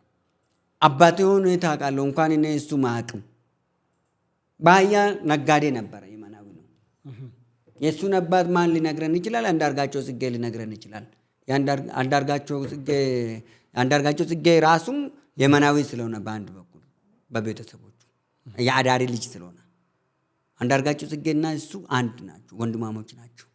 ዛሬም ደግምላለሁ። ፎቶአቸውን ራሱ እስኪ ይመሳሰላል እኮ ድንዶሽ ይላል። ፎቶአቸውን ጋር ይገልጻል እኮ ሁለቱ ምንም ሁሉም ይሄ ጸረ ኢትዮጵያኖች በጣም ነው እኮ እንትን የሚሉት። ተደላድሎ ከአንገት በላይ ያብጣሉ ወይ ከሆዳቸው ይቦረጣጠፋሉ። በርጠፍ ብሎ ይለጠጣሉ። የደህና ውቃቢ ቤት ከበሮ ነው የሚመስሉት ሆዳችሁ። እና ጀዋር በምንም ታምር እኔን አይመጥነኝም። ጀዋር የጥፍር ስር ቆሻሻ ይናክል ለኦሮሞ ህዝብ ታሪክም የለውም፣ ኦሮሞም አይደለም፣ ለኢትዮጵያ ህዝብ አይጠቅመውም፣ የሚጠቅምም አይዲዮሎጂም የለውም። ቤተሰቡን መምራት ያልቻለ ነው፣ ሚስቱን መምራት ያልቻለ ነው። የኦሮሚያ አባት ኦሮሚያ ብሎ የልጁን ስም ሰየመ። ሚስቱ ነች እንጂ የልጁ ስም ኦሮሚያ ብላ የሰየመች እንጂ እሱ ሰይም ቢባል ፋሪስ ይላል። ፋሪስ ይላል። ፋሪስ ይላል። ፈሪዖን ብሎ ነው የሚሰይመው። ንጉሥ ያደርገዋል። ይህን ህዝብ ከበታተነ እንደ እንትን እኮ ነው ራሱን እንደምን እንደሚቆጥር ታውቃለህ? ራሱን በቃ በኢትዮጵያ አይደለም በአፍሪካ ምርጥ ፖለቲከኛ አድርጎ ራሱን ያያል። ይሁኝ ናታብዛ ደብቁኝ ታመጣለህ። አሁን ወርዷል እኮ ዘቅጧል እኮ። መዘቀጥ ማለት ምንድን ነው? ታች ወርደ ከተዘቃጮች ጋር ሲዘቅጥ ነው። ዘቀጠ። ስለ ጉሊት ማውራት ጀመረ። ስለኛ ወጣቶቹን እሱ እኮ እጅ ያስቆረጠ እግር ያስቆረጠው ከበቡሽ ተብሎ ተሰይሞ ከበቡኝ ድረሱልኝ ለተቆ የከበቡኝ ለታል ብቻ እኮ 280 ወደ 300 የሚጠጋ ወጣት ነው በአንድ ሌሊት ረገፈ። 5000 ወጣት 20,000 ሰው ታስሮበት 5,000 ረግፎበት ለውጡ የመጣ አለ። ተመልከት። 20,000 ቆጥሮ ነው እስር ቤት ያስገባ ማለት ነው። 5,000 ደግሞ ቆጥሮ ካሜራ ፊት አቁሞ በየተረሸኑበት ቦታ ካሜራ ደቅኖ ነው ያስረሸነ ማለት ነው በወያኔ። ካልሆነ እንዴት አወቀ 5,000 ብቻ እንዳለቀ በ4 ዓመት ውስጥ? 4 ዓመት ውስጥ ያ ሁሉ በጀት ካልሆነ አይነሳም። ይሄ ጋኔላችሁን ከየት እንዳመጡብኝ አላውቅም። በጀት አነሳለሁ ብሎ እኮ ጌታቸው ረዳ በወቅቱ ኮሚኒኬሽን ሚኒስትር በነበረ ጊዜ ሲናገር ነበር አይደል? በጀት ነው የሚያነሳው፣ አለበዛ ከመንገድ ላይ ያንሱ ብሎ አልኩ። በጀት ነው የሚያነሳው። ለምን? በእግረኛ ስላቃታቸው ለቅሞ ወጣቱን ረፍርፎ ስላቃታቸው በወቅቱ ወያኖች ረግፎ ወጣቱ ተረፍርፎ ከአንድ ቤት 5 ሰው የሞተበት ዘመን ሁላ ወቅት ነበር። ያ ሁሉ የረገፈው እናቶች ያረገፉበት ያ ሁሉ የረገፈ በአንድ ቀን አምቦ ዩኒቨርሲቲ በር ላይ 78 ወጣት የረገፈ በአንድ ሰዓት ውስጥ የተረሸነው። ያንን ሁሉ የ5 ዓመቱን ደምሮ እዚህ ቦታ ይሄናል ሞቷል ተብሎ ፎቶ ተልኮለት እሱ ፌስቡክ ላይ የነገደበትን ብቻ 5,000 ፎቶ ስለሆነ እሱን ይዞ መጥቶ 5,000 ቀይሮ ነው የረገፈ 5,000 ቀይሮና ቀሬ ረግፎበት ነው ይሄ ለውጥ የመጣ ብሎ ቁጥራችንን የሞቱትን ቁጥራችንን አሳነሰ። ከሚገርም ነገር ከ500,000 በላይ የሞተ ሰው ሞቷል። ከ500,000 በላይ በለውጡ ጊዜ ማለት ነው። ለውጡ እንዲመጣ የተታገለው 4 ዓመት ሙሉ ሲታገሉ 500,000 በላይ ሰው ሞቷል። የታሰረ ቁጥር ስፍራም የለውም። የሞተ እንትን የታሰሩት ግን እሱ ምን ያለበት አንድ ሁለተኛ የኦሮሞ ህዝብ ጥያቄ ለይቶ የማያውቅ ሰውዬ እኮ ነው እሱ። ለምሳሌ ልንገርህ። የኦሮሞ ህዝብ ምንድን ነው ጥያቄው ብለህ ብትለው እኛ ሪኮሜንድ አድርገን የነበርነው ፕሮፖዝድ አድርገን የነበርነው 2 ሰውን አለ በቀደም ማና ማለት ሲባል አንደኛ ገዱ አንዳርጋቸው አለ። አንደኛ ለማ መገርሳ፣ ሁለተኛ ገዱ አንዳርጋቸው አለ። ተመልከት፣ አይታል አይደለ ወዴት እንደሚሄደው መሰሪ ኢባብ። እሱ ቢያቅ ኖሮ የኦሮሞ ህዝብ ጥያቄ ወጣቱን ጥያቄ ሳይረዳ ነው ወደ እንደዛ አይነት ተናገረ። የኦሮሞ ህዝብ ጥያቄ 5 ብቻ ነው ሶፊ። እሺ አንደኛው አገር መምራት እንችላለንና ገባናል፣ 4 ኪሎን መረከብ አለብን ነው ጥያቄ ነው። ይሄ ለ4 ዓመት የነበረ ጥያቄ አይደለም። ከ80 ዓመት በላይ የቆየ ጥያቄ ነው ይሄ። ከ155 በላይ የቆየ ጥያቄ ነው ይሄ። ሁለተኛ የቋንቋችን የኦሮምኛ ቋንቋ የፌዴራል የሥራ ቋንቋ ይሁንልን ነው። ሶስተኛ ሆረ ፍንፍኔ ይመለስልን ነው። ሆረ ፍንፍኔ። አራተኛ እንደ ማንኛውም ሰው ፍትሃዊ የሀብት ክፍፍል ይዳረሰን ነው። 5ኛው የፍንፍኔ ባለቤትነት ነው። ከዚህ ውጭ የኦሮሞ ህዝብ ጥያቄ የለውም።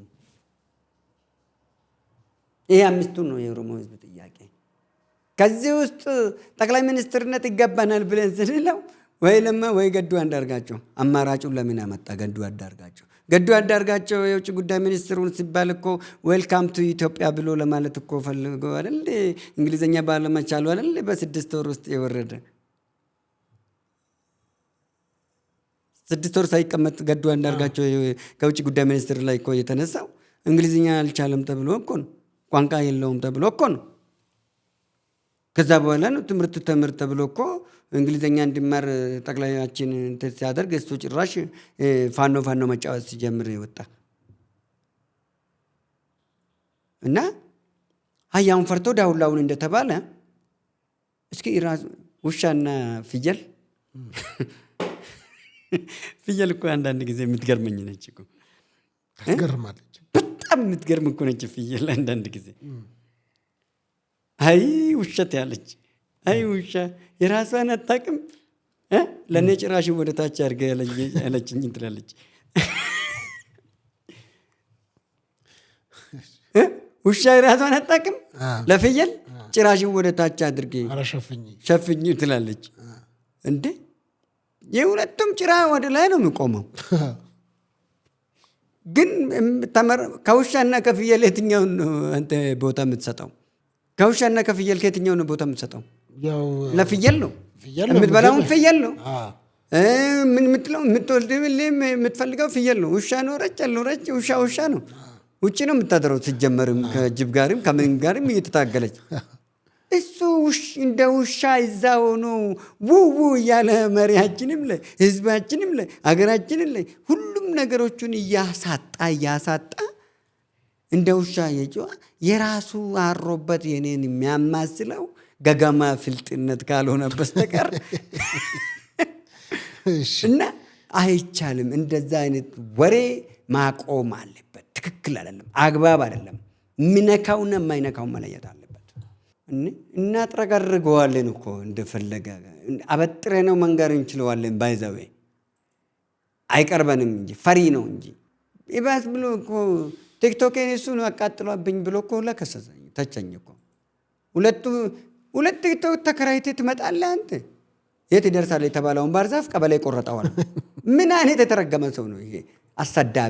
አሰድበን ይሄን ትልቅ ህዝብን ምን ቲክቶክ የራሱን ከፍቶ እኮ ቢመጣ በ15 ቀን ውስጥ ጸባውን አሳምሮ ቢመጣ ወደኛ ምን ችግር አለ? ፎሎወርሱን እናነሳለታለን። 1 ሚሊዮን ምናምን በ3 ቀን ውስጥ ገባው ብሎ ከነኚሁ ከነ አስሊ ላይ ከነ አዝማ ላይ ተከራይቶ መጥቶ እነኚሁ በቀደም ገስት ላይ ከነበሩት ላይ ተከራይቶ መጥቶ ለ15 ቀን ተከራይቶ መጥቶ እነሱ እንትን አድርጎ መልሶ ፓስፖርቱ እነሱ ጋር ስለሆነ መልሰው ሲወስዱበት ጨፌ ሚዲያ ሰኝ ነው ያቃጠለብኝ ብሎ ቁጭ። ሁለቱም ቲክቶክ ያስቃጠለብኝ ሰኝ ነው ሴራ ሰርቶብኝ የብልጽግና ልጆች እንደ የብልጽግና እንትኑን ምን እንዳለ ታውቃለህ? ከትላንት ወዲያ ሲያዋይ ብልጽግናን የሚደግፉት በሙሉ 9ኙም የኦሮሚያ ክፍለ ሀገሮች ሰነፍ ባለጌዎች፣ ደካሞች፣ ከአጆች፣ ለብልጽግና ታማኞች አያስፈልጉም። እናንተ ናቸው የበላይ አመራሮች። ሹሚያቸዋለሁ። ኦሮሚያ ውስጥ ህዝባዊ ንቅናቄ እናደርጋለን። ከአንድ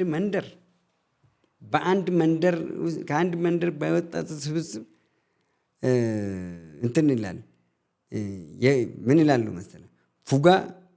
ፉጋን ጨዋ አሳድገውም ይላል። የፉጋ ልጅ ጨዋ አሳድገውም። ፉጋን እጁ ስትይዘው እጅን ይነክሳል። አንስቴ ስታቅፈው ጡጤን ይነክሳል። ስታዝለው አንገቴን ይነክሳል። ስለዚህ ፉጋን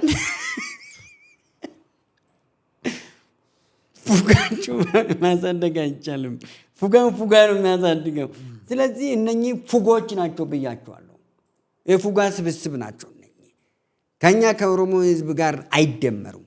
ከአርሲ ህዝብ ጋርም አይደመሩም። የአርሲ ህዝብም አይደለም የኔ አባል። ሁሉም አንዱም የኦሮሚያ ዞኖች ውስጥ አሉኝ የኔ አባላቶች። ስማርት የሆኑ ኦሮሞች ናቸው። አርሲ ጀግኖች ናቸው። በሱ የሚገመቱትና በሱ ተለይተው በሱ አንደበት የሚመራና የሚቋሸሹትና የሚፋለሙት አይደለም። ጅማ እንትን የሚል አይደለም።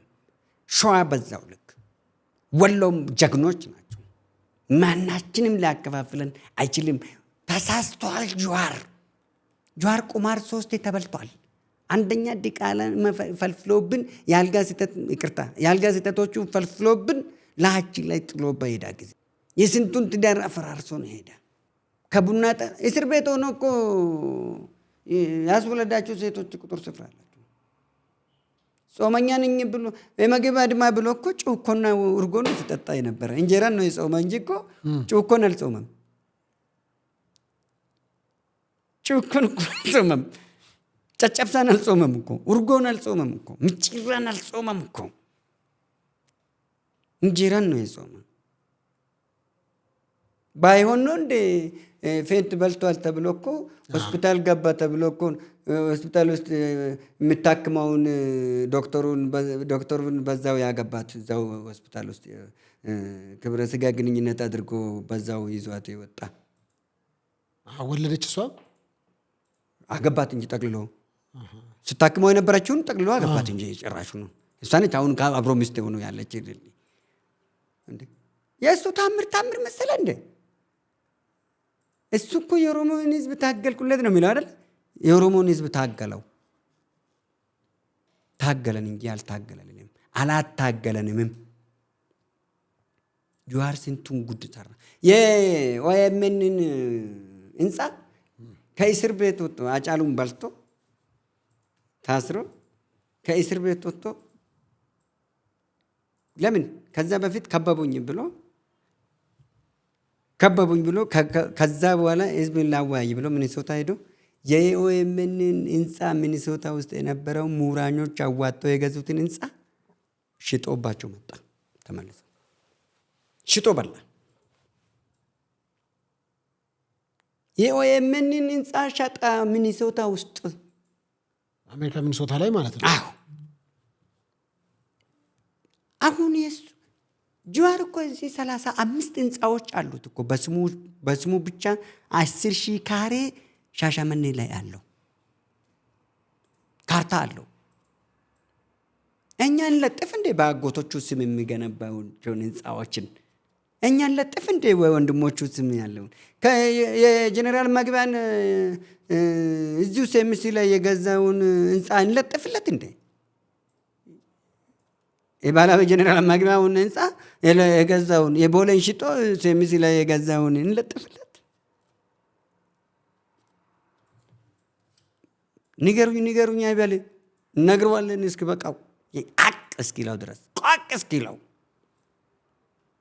አንድም የኛን መንካት አይችልም። እሱ አርፎ መቀመጥ አለበት። በነገራችን ላይ ይቅርታ መጠየቅ አለበት ወጥቶ ቶሎ ብሎ። የኦሮሞን ህዝብም ሁላችንም ይቅርታ መጠየቅ አለበት። እኔ ጋር ቢሮ ይጎበኝታል። እስር ቤት የሚመስል ነገር ምን አለ? እንኳን ለእስር ቤትስ ለሰራተኛስ የሚበቃ አለ? እንግዲህ እኔ እንደሱ አቀባበልን እንዴት ተንበልከት እንዴ! በጣም ድንቅ። እንኳን ደህና መጣችሁ ብዬ እርጎ አጠጥቼ ምግብ አብልቼ እሸት ሰጥቼ እጅ ስሜ ነው የሚሸኘው። ማንኛውንም ባለጉዳዮችን በሰላማዊ መንገድ ነው የሚሸኘው የሚያስተናግደው። ህዝቡ ይወደኛል። እኔ የህዝብ ልጅ ነኝ። እኔ ብኖርም ብራብም ህዝቤ ውስጥ፣ ብታመምም ህዝቤ ውስጥ፣ ብኖርም ህዝቤ ውስጥ፣ ብሞትም በህዝቤ እጅ። ህዝቤ ይወደኛል። ህዝቤን አከብረዋለሁ። እንደሱ 98 ተጠልቼ በሁለቱ አልተወደድኩም። ጥሩ። ከሰሞኑ ምናልባት አይተው ከሆነ ተረድተው ከሆነ ምናልባት አላቅም፣ የእርሶን ፎቶ አንድ የሃዮንዳይ መኪና ውስጥ ሆኖ ፎቶ ተደርጎ እንዲሁም ሌላ ሀገር ደግሞ አንድ ያለ የፊልም አክተር ሃዮንዳይ መኪና ውስጥ ሆኖ ተደርጎ ታየር ዱንዳር ተብሎ ተለጥፎ አይቻለሁ። አይተውታል? አይቼዋለሁ። ብቻም አይደለም እኔ አሳቁኝ። ለምንድን ነው ብዬ አልኳቸው። ዛሬ 2 ዓመት አካባቢ ነው። ሰርቪስ ነው፣ የሰራተኞች ሰርቪስ ነው። አሁን ዳው የቢሮ የማኔጅመንቶች ሰርቪስ ነው። አሁንም አለ መኪናው እና እንደዚሁ በእኔ ላይ በኦኤምኤን ሰሩብኝ። ራሱ ተመልከት ተንኮሉ። ከድሮም እኮ ነው የማይወደኝ እኔን። ከድሮም ይጠምደኛል እኮ ከድሮም እኮ በአካልም እዚህ በምንታወቅም ጊዜ ሌባ ስለሆነ አይወደኝም። እኔን ዶክሜንተሪ በላብን። እኔና ኢሪያ ዱፌራ የምትባለው ጋዜጠኛ እሱ ጋር የነበረችው ጋዜጠኛ አብረን በራሱ ካሜራ ጊዮርጊስ ቤተክርስቲያን ቤተል ላይ 35 ሄክታር አንድ ቤተክርስቲያን ስትይዝ የ35 ሄክታር ባለቤት የነበረው ሰውዬ ገበሬው አቶ ሞጆ ይባላሉ። እዛ ቤተክርስቲያኗ ስር ሸራ ተሸፋፍኖበት የሆነች ትንሽ የጭቃ ቤተክርስቲያን ጉላሊት ግድግዳ ስር አድርጎበት ሰውየው ጃንጆ ሆኖ ቁጭ ብሏል። ተርቦናል። እዛ ዶክመንተሪ ሰራው። የእሳቸው ልጅ አንደኛዋ ታንቃ ሞታለች። ሴቷ ራሷን አንቃ አጠፋች። እንደዚያ ኑሮ ብላ አንዱ አብዶ ቤት ውስጥ ታስሮናል። በሌሎችም ሰራን። መንገድ ዘጋግቶ አሁንም ሌሎቹንም ገበሬዎችን እያነሱ ያሉትን ቄሶቹን ለምን አቆሙ? መሬት ዘረፋ ነው የተያዛችሁት ወይስ የሃይማኖት ተቋም ናቸው ብዬ እኔ ከፊት ስለቆምኩኝ ዶክሜንተሪ ሰርቼ ቄሶቹ ጭራሽ ሁሉ የገበሬ ልጆችን መደብደብ፣ ካሜራ ለመስበር መሮጥ፣ መሀል ገብቼ ያረገሉት ያ ሁሉ የተቀረጸውን ዶክሜንተሪ ዶክተር ተሾመ እዚህ ራስ ደስታ ሆስፒታል ነው ስራ አስኪያጅ ናቸው። እዛው ተወላጅ ናቸው፣ የገበሬ ልጅ ናቸው። እሳቸው ሁላ ዶክተሩ መውጫ መግቢያ አጥቶ በጓሮ ነው የሚገቡት በፊት ለፊት ትቶ ያንን ሁሉ እሳቸው ሻለቃ ተምሮ የሚባለው አብረን ሶስታችንም ስቱዲዮም ድረስ እዚህ የሱ ቢሮ ወይም ምን ድረስ ተጨማሪ ማብራሪያ ይስጡበት እንጂ ይሄ ዶክሜንተሪ አይተላለፍም፣ መንግስትን ያስቆጣል፣ ህዝብን ያስነሳል ምናምን ብሎ ያዛብን። ከዛም በኋላ ተጨማሪ ማብራሪያ ይስጡበት ተባለ። እኔም ዶክተሩም ሻለቃም ሶስታችንን መጣንና ከራሷ ከኢሪያ ዱፌራ ሆኖ በዶክሜንተሪው ላይ ጭብጥ ማብራሪያ ሰጠንበት። እውቀት ላይ የተመሰረተ ማብራሪያ ሰጠንበት። ሁለቱንም አንድ ላይ አድርጎ አገደ። ከዛን ሮፋ ፕሮግራም አዘዘን። በዚህ ቀን ብሎን በቀጠሮ ሄድን። ዛሬ አላስተናግድም አለ። ቢሮ ብቻውን ቁጭ ብሎ መቼ ሲባል ተነጎዳ አለ። ተነጎዳ ስንሄድ አስገባን። ሲያስገባን ምንድን ነው ሲባል አሁን መንግስትን መደገፍ አለብን፣ አሁን መንግስትን ማገዝ አለብን። የአሰላ ጉዳይ ቤተክርስቲያንም መስጊድም ተቃጥሎ አልነበረም። የአሰላ ጉዳይ ይረጋጋ፣ እሱን እየሰራናለን። ሌሎች ክልል ላይ ባህር ዳር ላይም ችግር አለ፣ እዛም ችግር አለ። የሌሎቹን ክልል ያወራል። እንደ እነኛም ይሄ ችግር ነው፣ ይሄም እነኚህ ችግር ነው፣ መፍትሄ ማግኘት አለባቸው እነኚህ። እባክህን ታጋይ ነኝ፣ ትግልን አታንቋሽብኝ። አንተን ለዚህ ያበቃሁት ታግዬ መርቼ ነው፣ ትግሉን መርቼ አምጥቼ ነው እዚህ ያደረስኩት ብሎብን ሙድ ይዞብን ትግሉ እናንተ የምትታገሉና እኛ የምንታገለው አይገናኝም። የየራሳችን ትግል አለን፣ አይገናኝም።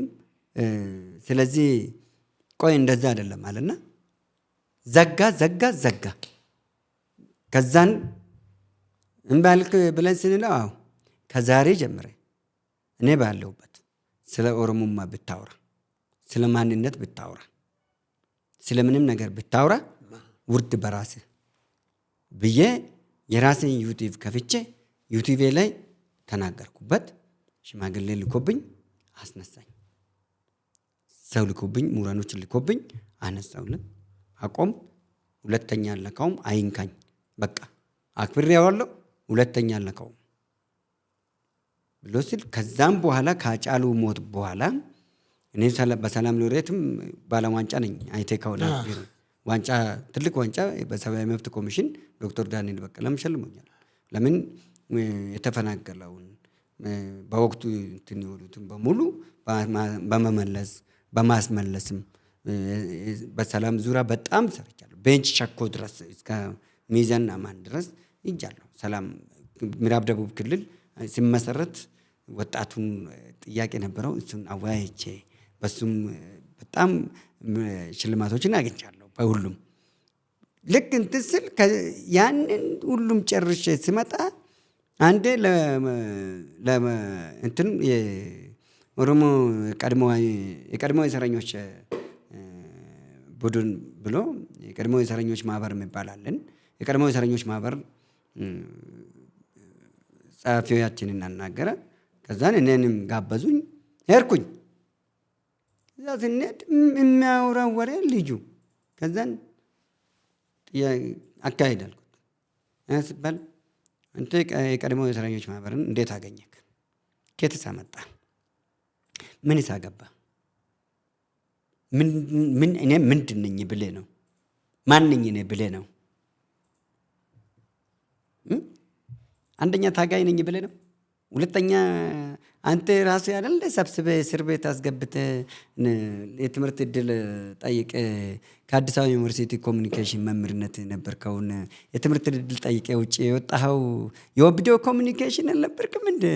እንዴት አንተ ዛሬ ታሪኩ ቀለባሽ ልትሆን ትፈልጋለህ? አትችልም። አሁን ገበናን ሙሉ በሙሉ እናወጣለን እምቢ ካልክ፣ ከዚህ በኋላ ግን አንተ በዚህ ዙሪያ አይሆንም ብለን ቲሙ ሳይስማማበት ተበተነ። በጫርኩት በለኮስኳት ሁሉም ተበጣብጦ ብቻውን ቀርቶ ተነስቶ ጋርዶቹ ይዞት ወደ ቢሮ አስገብቶ ሁለተኛ ብሎ ሁላችንም በአንድነት ሁለተኛ አስጠንቅቀ ነው ወጣ ነው። ያችን ቂም ያዘብኝ ታውቃለህ። አቅም አጥሮት ነው እንጂ እኔንም እንደ አጫሉ ቢበላኝ ደስ ይለዋል እሱ። አጫሉንም እንዴት እንደበላ ብታይ። አጫሉ እሱ ውጭ እያለ በዘፈን ውስጥ እኔን ነክቶኛል። ውጭ ሆኖ ፓስታ እየበሉ አይደለም ነፃነትን መመኘት፣ ውስጥ ሆኖ ታግሎ ነው ከቄሮ ጋር ቆሞ ነው መታገል ማምጣት ለውጥም ብሎ ዘፍኖ ነበረ አጫሉ። አሁን ያችን ለእኔ ነው ብሎ እንደመጣ ለኦሮሞ ክብር ነው ብሎ ጫማ አውልቄ ካልሴን አውልቄ ሱሬን ሰብስቤ ጥቁር ለብሼ አምቦ ከተማ ውስጥ ሄዳለሁ አለ። አየህ አምቦ ህዝብ የዋ ነው እንጂ ፈሪ አይደለም። አምቦ ከተማ ውስጥ እንደ ጠንቋይ ከግብፅ ያስጠነቆላውን ጠንቆላ ይዘው መጥቶ ሊያደነዝዘን አምቦ ውስጥ ሄዶ አፉ በሉኝ ብሎ በአመቱ አጫሉ እንዴሳን በላብን። ቀረ ኦሮሞ ማርሽ ለዋጭ፣ ማርሽ ቀያሪ፣ መሪ ጠምዛዥ፣ ለውጥ መሪ አጫሉ እንዴሳን በላብን። ከመብላትም አልፎ ተርፎ ቀብራችንን እንኳን የጀግና ቀብር እንዳናደርግ አበላሸብን። አጎቶቹን ዳግመኛ ሰዋባቸው። አመፀ። መሞት ነበረበት እሱ። እንደው መታሰር ብቻ አይደለም መፈረድ ብቻ አይደለም። ጀዋር በዛ አጋጣሚ ቢሞት ኢትዮጵያም ሰላም ታገኛለች። ለነገሩ አይሞትም እሱ። ለምን መሰለ? ቅልቅ ያለ ዲያብሎስ ታውቃለህ። 12 ቀን እንዳለው እሱ ወክሎ ነው ቁጭ ብሎ ያለ። አሁን እሱ ስራ አይወጣም። ጀዋርን ወክሎናል። አጋንንቱ ታች አጋንንቱ 12 ቀን እንዳለው አጋንንቱ ስራ ፈቷል። ቁጭ ብሎናል። ደልቧል። አሁን እሱ ስራ ከማፍታቱ የተነሳ ዲያብሎሱ ደልቧል። ለምን? ጀዋር ስለወከለ። ጀዋር እየሰራለት ነው። ቀጥ አድርጎ እየሰራለት ነው። የመጨረሻ ሀሳብ ላንሳና በተለይም ሴቶች ትንሽ አዝነው ነበረ በእርሶ። ምን ብሎ? አንዳንድ ሶሻል ሚዲያ ላይ ያሉ ይቅርታ ጠይቃቸዋለሁ። አዝነውቦት ነበረ። ሴቶች የወንዶችን ደስታ አይወዱም፣ አይናቸውን ይጨፍናሉ ብለው ተናግረው እኔ አይደለሁም እኮ ተጋጨባችሁ እንዴ? ታዲያ እኔ አይደለሁም ያለ ማነው እሱ እኮ ጥያቄ ተጠየቁ። እርሶ ጥያቄ ሲጠየቁ ነው እርሶ መልሶትን ላይን የተበሳጩት ሴቶቹ። ለምን ይበሳጫሉ? ደስታ ሴቶች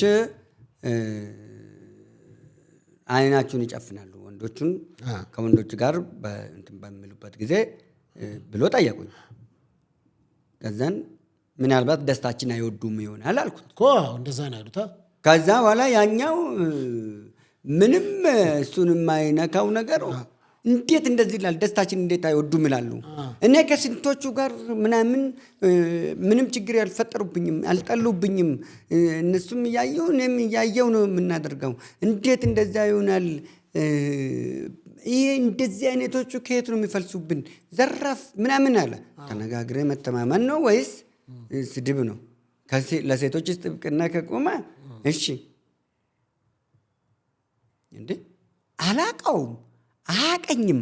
ከምን አንጻር ነካኝ? እንዲሁም ሲያዩ ድሮም አፍንጫው አይታል ምን ያህል እንደሚሰፋ አፍንጫውን አይተ አፍንጫው ሰፊ ነው፣ ይልጥጣል። እዚህ ጋር ነው የሚደርሰው። ከንፈሩ ሁለቱም ከንፈሩ ሁለት ቦታ ብትሰነጠቅ የሁለት ሰው ከንፈር ነው የሚወጣው። 4 ከንፈር። ምላሱ ሜትር ከ20 ነው የሚረዝመው። ፂሙ እየወረደናል። ፂሙን አያበጥር ወይ አይቆርጥ። ጸጉሩን ጉፍሬ፣ ሁል ጊዜ ጉፍሬ፣ ሁል ጊዜ እሱ ብቻ አዋቂ ተንታኝ። እኔ ግራ የሚያጋባኝ ይሄ ነቢያት የምትባሉት ፓስተሮች የምትባሉት ግራ እኮ ነው የምታጋቡት። ወዴት ነው የምትመደቡት? እኔ ግራ እኮ ነው የምታጋቡኝ። አልገባኝም። ምኑ ነው ግራ የሚያጋባው? የምታውሩት በሙሉ ግራ ነው የሚገባው።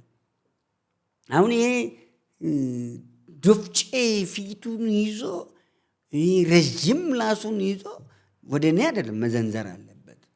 ሳይኮሎጂካል ከሆነ ሳይኮሎጂስት ከሆነ ሳይኮሎጂስት ከሆነ ፓስተር ነው። ግን ሁለተኛ ነገር ደግሞ አንተን ራሱ ከየት ነው የመጣው ምን አይነት እንዴት እንዲባላል ብሎ ሲታች ሰምቻለሁ። ለምን ይባላል ታዲያ? ለምን ከየት መጣብን እኮ አለኝ። ከየት መጣብን? ከየት ነው ያመጣብን? እሱ ፈቅዶና እሱ ከልክሎ እሱ ፈቅዶ ያመጣቸው እሱ ከልክሎ የቀሩት አሉ ማለት ነው። ፈቃጅ ነው ማለት ነው። እሱ ሙኩት ፊት ትክክል አይደለም። ሙኩት ነው። ሙኩት ፊት ልጋጋም ብሎ ተመቸኝ መድረክ ተብሎ በየመድረክ አፍ መካፈት ጥሩ አይደለም። አፍ ሲከፈት አይምሮ ይታያል፣ ወደ ላይ ሽቅብ ይታያል። ወደ ታች አይደለም፣ ሽቅብ ይታያል ወደ ላይ። አፍ ሲከፈት አይምሮ ይመዘናል፣ ይታያል።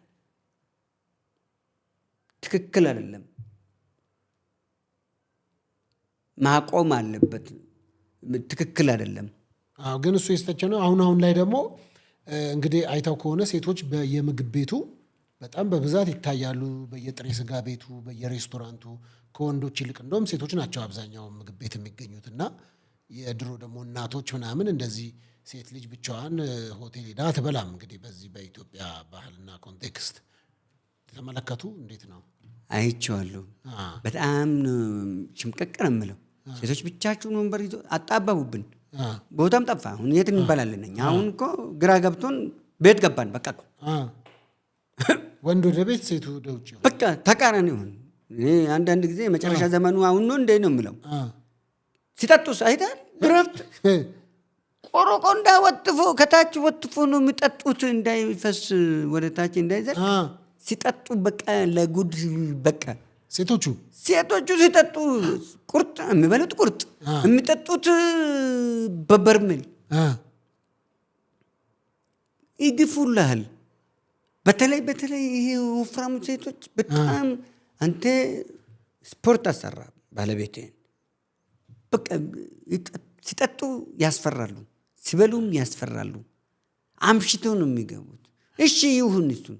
ለዛም ደግሞ ባል ኪችን መግባት አለበት። ገብቶ ያብስልና ያብላን፣ እግራችን ይጠበን፣ ጥፍራችንን ይቁረጠን፣ ያስተካክለን፣ ይኳኳለን። የግድ እኔ ሴት ስለሆንኩ ብቻ እኔ ብቻ እሱን መንከባከብ የለብኝም ምናምን ይላሉ። ጥሩ ሱሪያችን ይስጡን፣ ሱሪያችንን ያውልቁልን፣ ይመልሱ። ሱሪያችን ይመልሱልን። ሱሪ ተጣቧል። አሁን ጂንስ አለ። ለነገሩ እኔ ጂንስ አልለብስም። ለምን? እኔ በጊዜ አውቄያለሁ። አሁን እኮ ጂንስ ሱሪ አይታል። ጂንስ እኮ ውድ ነው። አሁን አንድ ጂንስ የምትገዛበትን እኮ አንድ ሱፍ ትገዛለህ። ትንሽ ጨምሯል መሰለኝ።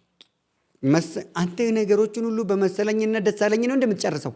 የለም እኔ እዚህ ሀገር አልገዛማ። እኔ ከዚህ ሀገር ከውጭ ነው የምትገዛው። ከውጭ አንተ ከውጭ።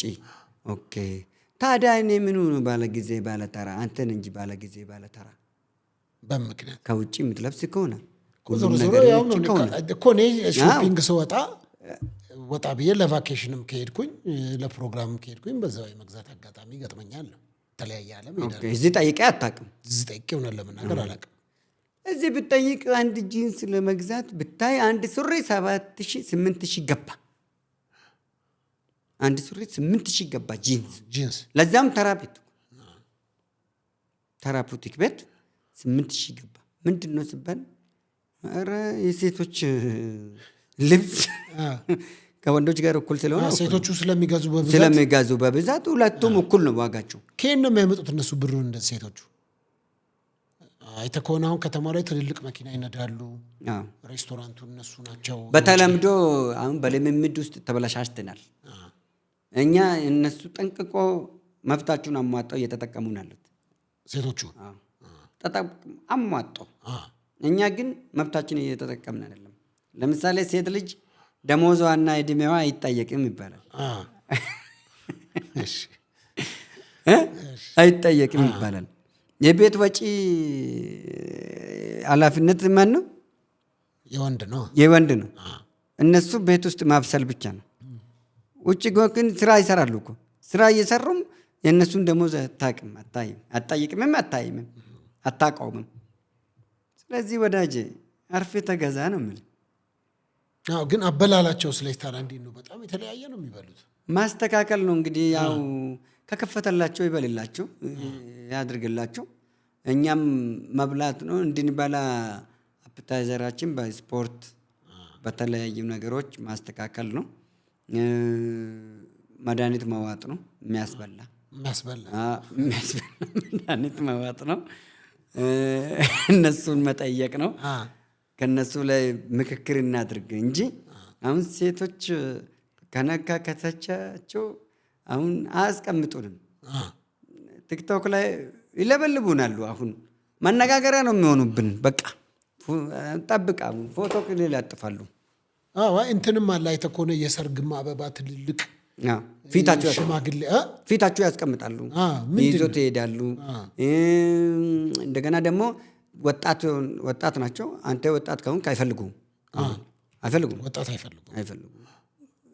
ሽማግሌዎችን ነው የሚፈልጉት ወጣት ሴቶች። ትላልቆች ሴቶች ደግሞ አይታል ወጣትን ነው የሚፈልጉት። የተቀራኒ ዘመን እኮ ነው። የ60 ዓመት ሴትዮ የ25 ዓመት አንድ ልጅ እንደውም ያገባች ሮዛ የምትባለው ቲክታከሯ እሷም አገባች። አንዷም እዚህ አግብታለች። እዚህ ሽሮ ሜዳም አግብታለች። 65 ዓመቷ ነው እሱ 7 ዓመቱ ነው። ተመሳሳይ እድሜ ናቸው። እንዲያውም ጋብቻ ልደታችንን ዓመታችን አብረን እናከብራለን ብሎ ላይቭ ላይ በቀደም ሲወያዩ ነበር። አብረን እናከብራለን ብሎ አራቱ። ግን እንዴት ነው ያስኬዳል? የ27 ዓመት የ60 ኧረ ምን ነካ እማማኑን ተኛ አይከብድም።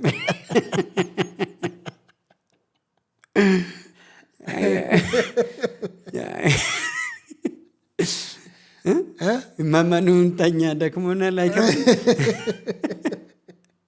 አይ ቤብ ምናምን የሚባባሉት ግን እኮ እንዴ እሷንም ቤብ ይላታል፣ እሱም ቤብ ትላለች። ግን በቃ መንፈሳችሁ ተወዷል እንበል ወይስ? ግራ እኮ ነው የሚገባኝ። እኔ አሁን አስተያየት ለመስጠትም ያስፈራል፣ ይከብዳል። ይሄ ከተፈጥሯችንም ከበዓልም ውጪ ነው የወጣን። ሶማሌ ላይም እንደዛው ሆኗል። በየሀገር ላይ እንደዛው ሄዶበታል። ግን ስናይ ቪዲዮቸውን ሲለቁ በጣም ፍቅር ቪዲዮ ምናምን ነው የሚለቁት። ደስ ይላል። ኧረ በአካልም አግኝቻቸዋለሁ እኔ ድሬዳዋ። እሺ አግኝቻቸው በቅርብ ጊዜ እንደ እባብ እርጅናዬን አወልቃለሁ አለች እኮ። በቅርብ ጊዜ እርጅናዬን እንደ እባብ አወልቃለሁ፣ እጥለዋለሁ፣ እታደሳለሁ ብላለች። እታደሳለሁ። ሁልሽም የራስሽን መታቂ እኔን አትመልከችኝ፣ የራሳችሁ አሮባቸው እኔን አታማስሉ፣ እናንተ ስላጣችሁ ነው ትላለች። በቃ ምን ታደርጋለች? አሁን እነኝን በማናገርም መምከርም ይከብዳል። መውለድ ማትችል እድሜ እኮ ጸጋ ነው። አንዳንድ ጊዜ በልክ ቢሆን ይሻላል። እድሜ ጸጋ ነው። ወደ ቤተክርስቲያን በሄጃ ጊዜ አንተ ወጣት ጋር ገና ለመውለድ መዳከር ከባድ ነው ወይስ ማህፀን መታደስ ጀምሯል? ግን ይመጣጠናሉስ ጉልበታቸው? የጉልበት ሳይሆን እኔ ጉልበት ብቻ ሳይሆን በአጠቃላይ መኝታ ላይ እንዴት ነው? እኔ አሁን ሲተኙ እንዴት ነው የሚሆኑት? እንቅልፍ ይተኛሉ አለጥ ብለው። የባልና ሚስትነታቸውን ሲፈጽሙ እንዴት ነው የሚያደርጉት? አይደክማቸውም? እሳቸው አይበቃም? ምን እንዴ? ለምንድን ነው የሚጋቡት? ለምንድን ነው የሚጋቡት? እናትና ልጅ እንዴ መቼስ ይበላሉ፣ ይጠጣሉ፣ ተጋብቷል። ለዛም ድሎት አለ፣ እንክብካቤ ልዩ ነው። ቀን በቀን ይኳኳላሉ። መጠንቀቅ አለበት። ይሄ የ80 ዓመት ያገባት አለ፣ ምን ያለ አለ። ለብር ብሎ ከኑሮ ውድነት ጋር ተያይዞ ለብር ብሎ ላሜ ቦራዎች ነው። እነኚህ ላሜ ቦራዎች እየመጡ አሮጊቶች መጥቶ ወጣቶችን እየጨረሱ ነው ያሉት። ትክክል አይደለም። እነኚህ አሮጊቶች ፋሽን ሆኗል። አሁን በጣም ከባድ ነው። አሮጊቶች እንዳለ ወጣትን ይጨርሳሉ። አሁን ከዚህ በኋላ ወጣትን ይጨርሳሉ። ሽማግሌዎች ደግሞ ወጣት ሴቶችን ነው የሚያሳድዱት። እኔ ደግሞ ግራ የሚገባኝ እሱ እኮ ነው። ይሄ እናንተ የተባረክን ነን። አሜን። ለምን በደህና ጊዜ ተገላግለና አግብተሃል፣ ልጅ አለክ። ሁላችንም የከበረ ቤት አለን። በቤታችን ጊዜው ደህና ጊዜ አምልጠናል። አሁን እነኚህ አልጠግብ ባይ እምብርት አልባዎች እንዳያ እምብርት የላቸውም። ሴቶቹ ሁለቱም እምብርት የላቸውም። አይጠግቡም። መብላት ነው እንደ ግመል። መብላት ብቻ አይደለም፣ ሁሉም ነገር አይጠግቡም። ሁሉንም አይጠግቡም። ቀንም ማታም መፋተግ ነው። በቃ መፋተግ፣ ቀንም ማታም መፋተግ። ይሄ ደግሞ ጥሩ አይደለም። እናንተ የሚዲያ ሰዎች ይሄ ሁሉ ይጠበቅባቸዋል። እባካችሁም ብላችሁ ግሳጼ ይጠበቅባቸዋል። እነኝናም ባለጌዎች ብላችሁ ውርጋጥ ማለት ነው። ሲዳደግ ባለጌ ያሳደገ ባለጌ ከገደለው ያሳደገው የበደለ ብል ይሄ አሁን እማማ ብሎ ጠበሳ ጠብሶ አሮጊቱን ካገባ ብልግና ነው ብዬ ብል ይሄ ስድብ ነው የምትለኝ አንተ? አሁን እነኚህ ስድቦች ናቸው ነው የምትለው? ግሳጼ ነው ብለህ ነው የምታስበው አንተ? አሁን ምን ወዴት ትፈርድብኛለህ? አሁን እንዴት ትፈርዳለህ? አሁን አይ አይደለም፣ ስትፈርዱ ስድብ ነው ብላችሁ ስትሉ እንደነኚህ አይነቶቹን ባለጎች፣ ስዳደጎች፣ ውርጋጥ፣ ባል ሰባሪ፣ የአልጋ ስህተት፣ ነቅሎ ራጭ ብዬ ብል ይመለከታቸዋል። እነኝን አይመለከታቸውም። ተቀራራቢ ነገር አለው። አንተ የኔን እንትን ለመስበር ብቻ ጥረት አድርግ። አንተ ቀጥታ ውሰድ። ሙሉ ስጥ። እስኪ ሙሉ ስጥ። እውቅና እኔ ለስድብ እውቅና አልሰጥም። ሀሳብ አለክ እንዴ? አልሰጥም። አይደለም ሀሳብ አለክ እንዴ? አይ የለኝም። አይ ሀሳብ አለ አይደለም፣ ይታይባል። ለምን እያዳላናል? አይ እያዳላው ሳይሆን ያው ስድብ እኔ በምክር ነው የማልፈው። አይደለም አቶ ሰኝ እኔ በምክር ነው የማልፈው። ባይታይብህ ኖሮ ወሽመጥን ገትሬ ወጥሬ ፊትህን የቀንበር ምራር አስመስለ አላርስ እንዳለ በሬ ባልተመለከትከኝ ነበረ። ይህን ነገር ገጽጽ፣ እውቅና ስጥ። እነኚህ ቃላቶች ከተፋቀሩስ በፍቅር ከሆነስ እድሜ ምን ይወስነዋል? ይሄ ግጻጼዎች ይመለከታል አይመለከትም? በፍቅር ከሆነስ የተገናኙት አይመለከትም? በፍቅር ከሆነስ ከመጽሐፍ ቅዱስ ጋርስ እኮ መጽሐፍ ቅዱስ እድሜን አይወስንም። እድሜን አይወስንም። ኧረ ቆላሴዎስ ላይ አንብብ። አይ ለእድሜና ለአቅመ ሔዋንና ለአቅመ አዳም ከደረሱ አንድ ሰው ከ18 ዓመት በላይ ምናምን ከሆነ እድሜው ደርሷል። እሷ ብትተልቅ እኚህ ሴትዮ ለአቅመ አዳም በደረሱበት ዘመን ይሄ ልጅ አልተፈጠረም። እንኳን ልጁ ቀርቶ እናቱም አልተፈጠሩም እኮ። ከተፈጠረ በኋላ ተዋደዱ። ምን ተፈጠረ? ገና ተፈጥሮ ፕሮሰስ አድርጎ ፖሊስ ቤት ገብቶ ልጁ አሁን ፖሊስ ቤት ያለ እኚህ የሀገር ቤቱን ጨርሶ አሜሪካን ሄዶ አሜሪካን ኖሮ ከአሜሪካን ተመልሶ መጥቶ ነው ይሄ ነገር የተከሰተ። አሮጊቶች ናቸው። ግን ፍቅር አይኖርም በመሃላቸው። ፍቅር የገንዘብ ፍቅር ነው ወዳጄ። የኮንዲሽን ጉዳይ ነው እንጂ ፍቅር አይደለም። ይሄ ትዳር ፍቅር አይደለም ያለ ብልግና ነው ስጋዊ ፍላጎት እንጂ ውስጣዊ ልባዊ ፍቅር አይደለም ነው ምልክ። ይህንን መከላከል አለብን። ይህንን መግጸስ ይህን ግጻሴ በሚገጽጽበት ጊዜ ተቀራራቢ ነገር አለ ብለህ ታመቻመቻለህ። አይ ቢቻል ባል ቢበልጥ ባል እንደውም በ10 ዓመት ምናምን ሚስቱን ቢበልጣት ጥሩ ነው። እኔ እነኝን ሰደብኳቸው፣ ገጸጽኳቸው። ይህን ግጻጼ አጽናልኝ አልኩ። ግሳጼው ምን አይነት ነው ነው? ግሳጼው ምን አይነት ነው ነው? እንዴት ግዛቸው? ግሳጼው ምን አይነት ነው? ድርጊቱን በሚመለከት እኮ በምንድን ነው የምንገጽጸው? ግልጽ ነው። ይኸውና በንግግር ገጸጽን እኮ ይኸው ይሰማል። ገጸጽኩት። ባለጌ፣ ውርጋጥ፣ መጠን ማታቅ፣ እድሜን ማታይ፣ ስዳደግ አንተ ባለጌ ስዳደግ፣ ባለጌን ከገደለው አሳዳጊ የበደለው ከአቲ ጋር የምተኛ በሳማ ቅጠል ነው አንተ መግረፍ፣ እንደውም እንከፍ፣ በራስ ማትተማመን ከንቱ ትውልድ ብዬ ብል ስድብ አይደለም። ይሄ ምርቃት ነው። ምርቃት ነው አይደለም፣ ግሳጼ ነው። ግሳጼ። በጣም መልካም ተመልካቾች፣ ጥሩ ቆይታ ነበረን። በስተመጨረሻ ሊያስተላልፉ የሚፈልጉት መልእክት ካለ? በእርግጠኝነት በቅርብ ጊዜ በሌላ ሀሳብ ብዙ ጥያቄዎች አሉኝ፣ ከሰዓት አንጻር ነው ያልጨረስኳቸው። መልእክት ካሉት የመጨረሻ ሀሳብ መናገር ይችላሉ። አመሰግናለሁ። ያው ውድ ተመልካቾቻችንም እንዲሁም ደግሞ ጨፌ ሚዲያ ላይም የኛ ሚዲያ ላይም እንዲሁም ደግሞ የኔን ሀሳቦችን የሚያስቡት ንግግሮች ውስጥ አንዳንዶቻችሁን ማለት የሚመለከታቸው ትንቢትና ምናምኑ ጉዳዮች ላይ እንዳለ ሆኖ አጠቃላይ የኔን ስብዕና የምታቁኝ በአካል የምታቁኝም የማታቁኝም ሌሎችም ማናቸውም እንደ ፓስተር ሶፊም እንደ ሌሎችም ውስጤን ይወቁኝ፣ ቅረቡኝ፣ በሩቅ አታችሁኝ፣ አቅርባችሁኝ ይወቁኝ። እኔ ተሳዳቢ አይደለሁም። እንደዚህ እንትን ችግር አለብኝም ሰው አይደለሁም። ሳይኮሎጂካሊ ፋራም የሚሉት አሉ እኮ ፋራ ናቸው። አሁን ላይ ፋሪነት ይሻላል ከእርድና። እርድና አራዳ ማለት እርድና ማለት እርድናና ፋሪነትን እርድና ስላላዋጣን ፋሪነትን መርጠናል።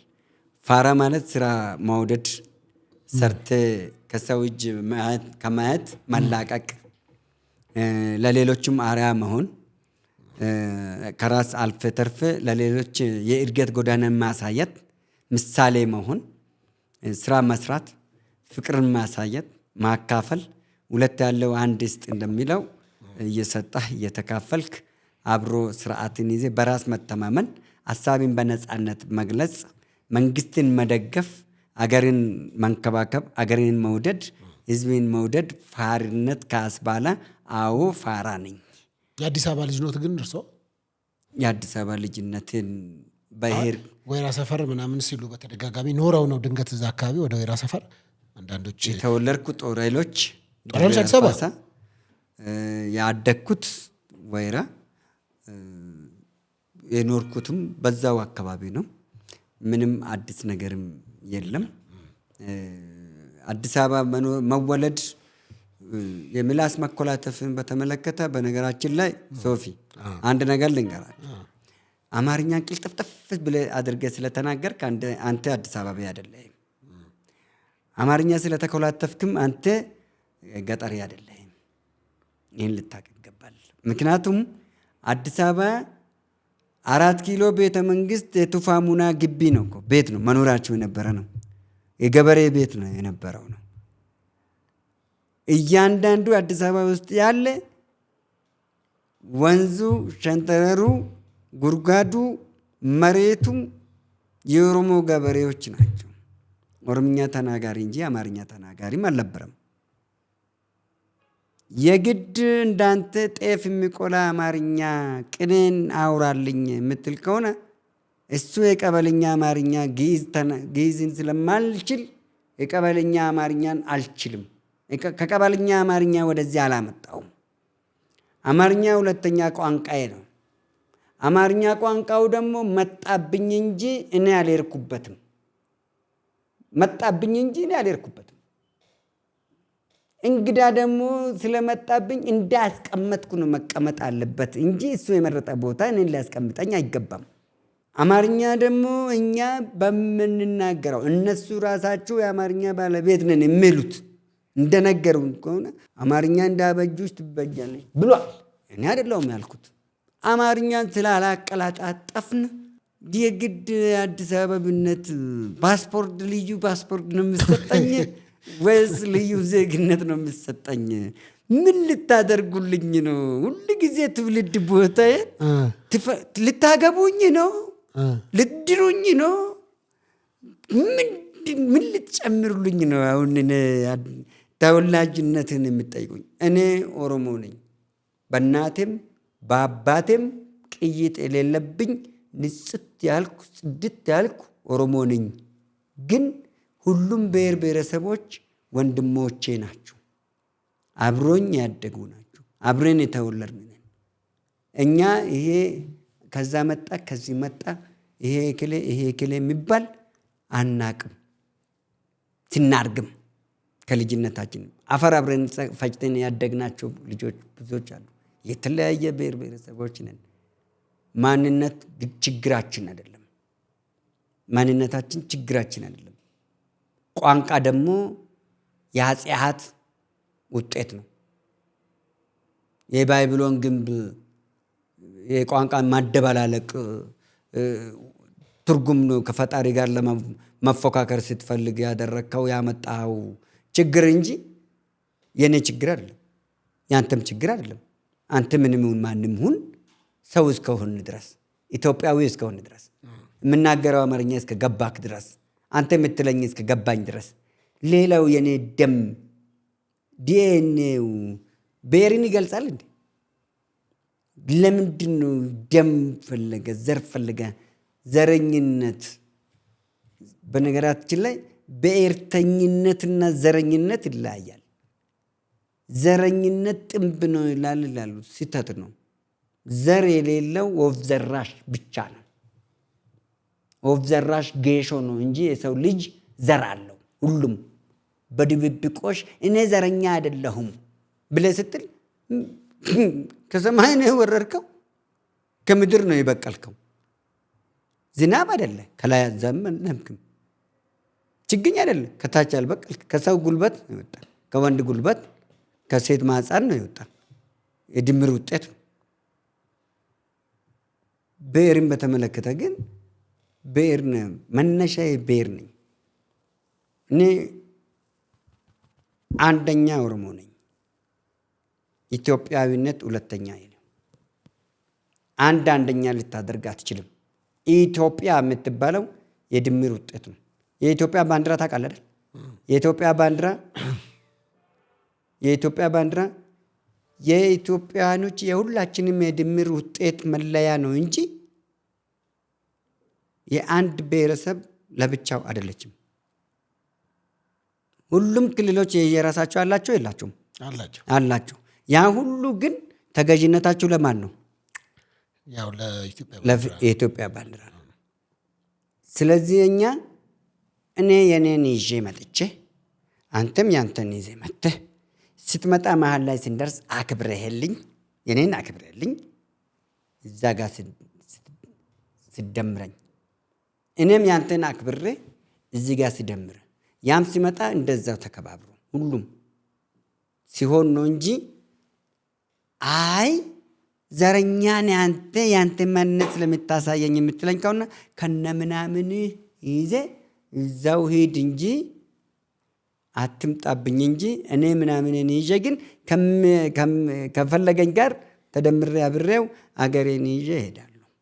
የኢትዮጵያ ባንዲራ የሚያፋጀን ከሆነ ሌላ ምን የምደምረን ምን እናመጣለን? ምን እናምጣ? የየክልል ባንዲራ ይዘ አገራዊ መሆን አትችልም። ከኢትዮጵያ ትወጣለህ። ለምሳሌ ብዙ ፓኬሽን ወጥቷል። ስትወጣ የማንነት የክልል ፓስፖርት አለ ይዘህ ነው ወይስ የኢትዮጵያ ፓስፖርት? ፌዴራል መንግስት ነው። ፌዴራል መንግስት ፓስፖርት ይዘህ ነው። ስለዚህ የኢትዮጵያ ፓስፖርት እንጂ የኦሮሚያ ፓስፖርት የለም፣ የአማራ ፓስፖርት የለም፣ የትግራይ ፓስፖርት የለም፣ የደቡብ ፓስፖርት የለም። አርፎ ይቀመጡ። ሁሉም አግባብ አይደለም። ዝም ብሎ አይንጫጫ እንደ የኔ ቢጤ ቅማል እንደ የኔ ቢጤ ቅማል ሁሉም ኮቶታ አስተሳሰብ ይዞ አይንጫጫ። መንጫጫት ጥሩ አይደለም። በዛ ይሽሩሩ በዛ። ቀጥ ለጥ አድርገህ ብለህ መኖር አለብህ። መኖር የማትፈልግ ከሆነ ይርጥፋ ከአጠገቤ። እንደዛ ነው የምታደርገው። ጥሩ እንግዲህ የነበረን ቆይታ በዚህ ጨርሻለሁ። የጨፌ ወጣቶችና ሁለገብ ስራ ህብረት ስራ ማህበር ፕሬዚዳንት እንግዲህ ከእርሶ ጋር ጥሩ ቆይታ አድርጌያለሁ። በሚቀጥለው ጊዜ በሌላ ፕሮግራም እንገናኛለን። ለዛሬው ግን ለሰዓቱ በጣም አመሰግናለሁ። እጅግ በጣም አመሰግናለሁ። እኔም እግዚአብሔር ይስጣችሁ። ቻው።